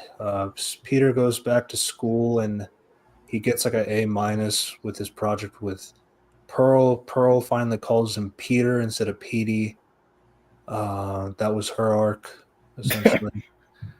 um, Nico is embracing her. Well, Nico and Pearl are now more friends now. I guess that's something.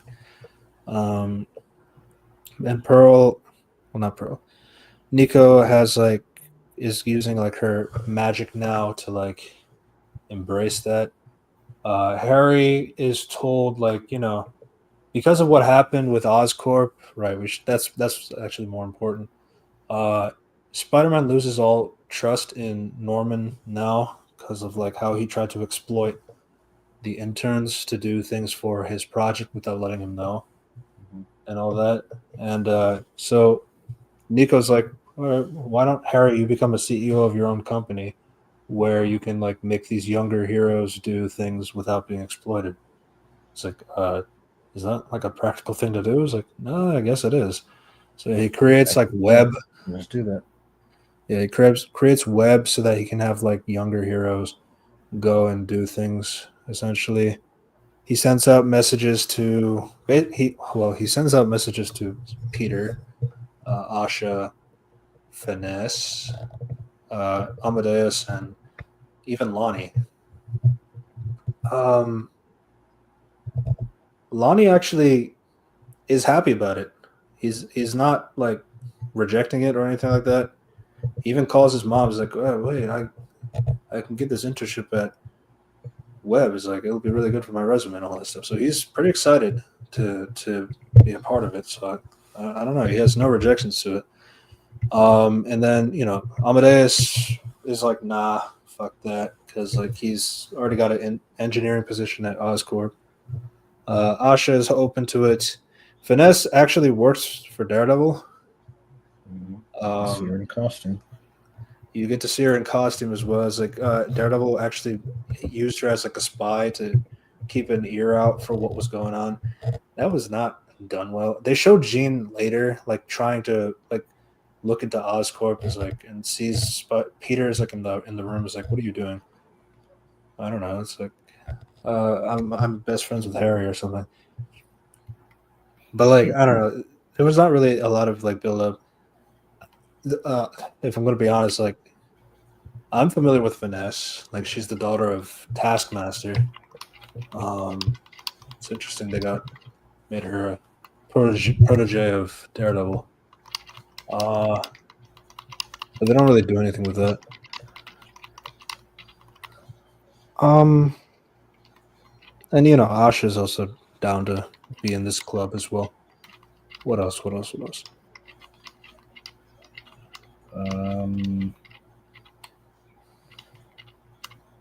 I think that's it before the talk with Strange. Yeah, and the talk with Strange is essentially just yeah, we're you're checking back here and because of something you didn't remember. It's like, oh, you went back in time or something. Yeah, I did.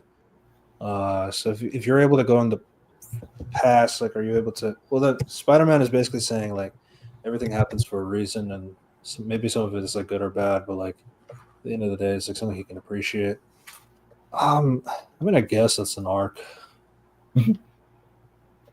That's kind of my thing. It's like Spider-Man is like Spider-Man is okay, I'd say in the show. It's just that I just feel like his starting point is just really off.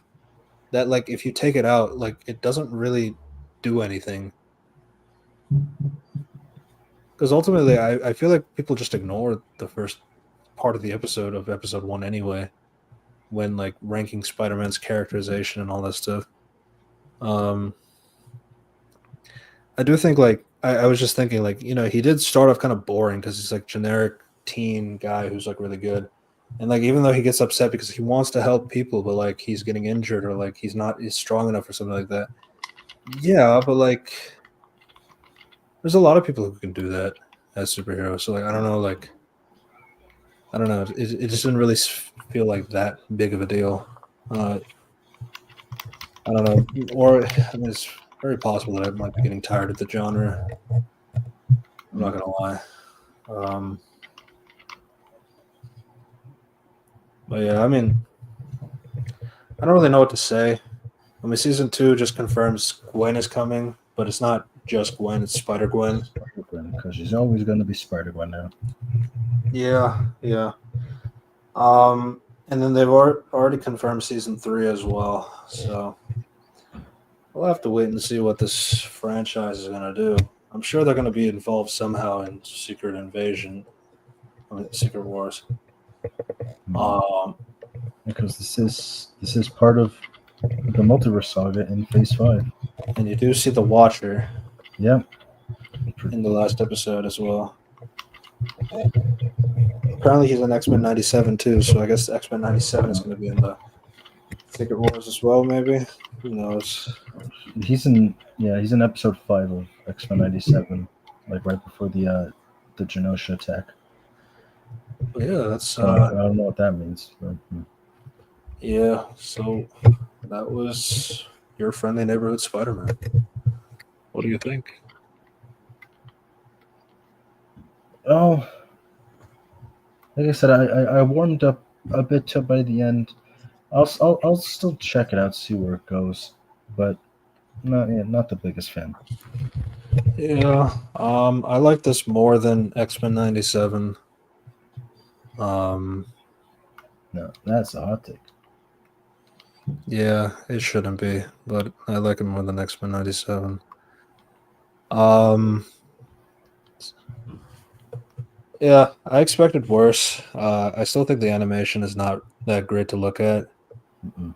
Um, sometimes it does make it a little difficult to see where, like sometimes it's just hard to like process because how saturated everything is. But I mean, outside of that, and again, some of the characters, like if you replace them with another named character, it's like I think so much of it could like none of it would change, um, and all that stuff. So,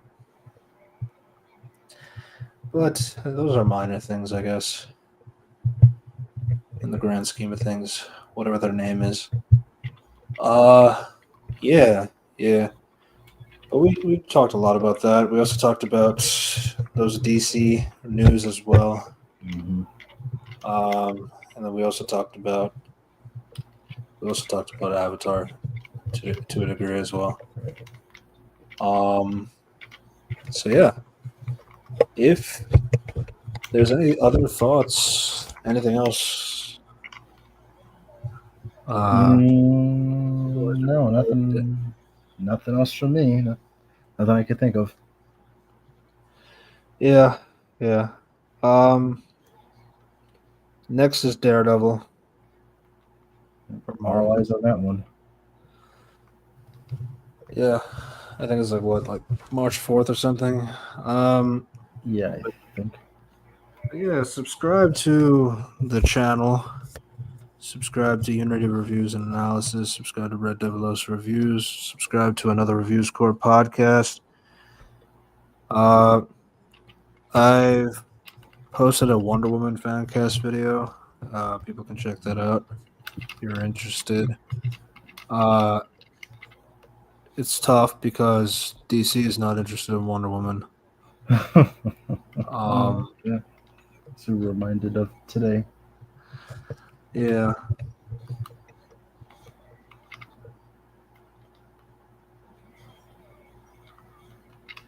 Uh, for me it's worse than this show only because like it's hard to explain, to be honest. It's hard to explain it when we're about to leave. But I guess like for me, '97, my issues just came down to like I think the whole thing with Bastion and is just kind of like really underdeveloped for what it was going for. I think so many things are rushed in terms of like because it wants to like pay homage to like so many different like comic storylines, but also do like this one single narrative per episode kind of a thing. So it's like it's not really sure what to be, like episodic nature, or like if it wants to be like how the original 92 show was, like more episodic stories that are kind of more self-contained. But so it's like it tries to do both, and I don't think it succeeds in either. uh I do think like Rogue is like one of the worst things about it, mainly Very unfortunate. because of the Magneto stuff. It's Yeah. especially it bugs me both in why it was used, and two because like because like the weirdo used something that's not canon as like a real relationship, and like yeah, I understand that Magneto was like, because I've seen like a lot of people say, oh, finally somebody not blaming Rogue is the problem in the thing. No, they're both bad for what happened. uh and like it's so hard. Like when I had to do the review with my other friend, it's like yeah, Gambit was good because like Rogue was a bitch. It's like I can't really deny that because like, yeah, she was. um I mean it's some things like that. I feel like with this show it's a little more, obviously it doesn't have like the wide scale level like in the comparison, so it's actually more focused on the story that it's trying to tell. So I think that really benefits its story. But yeah, these are like some things. Hopefully that makes sense.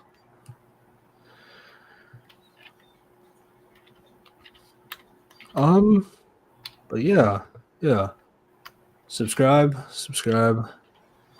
and yeah, I personally won't be here next week. But Unity will be here, and he's going to talk about the Oscars that are happening this Sunday. So be on the lookout for that, and we will see you next time. Goodbye, everybody. Deuces, bagel out. Oh my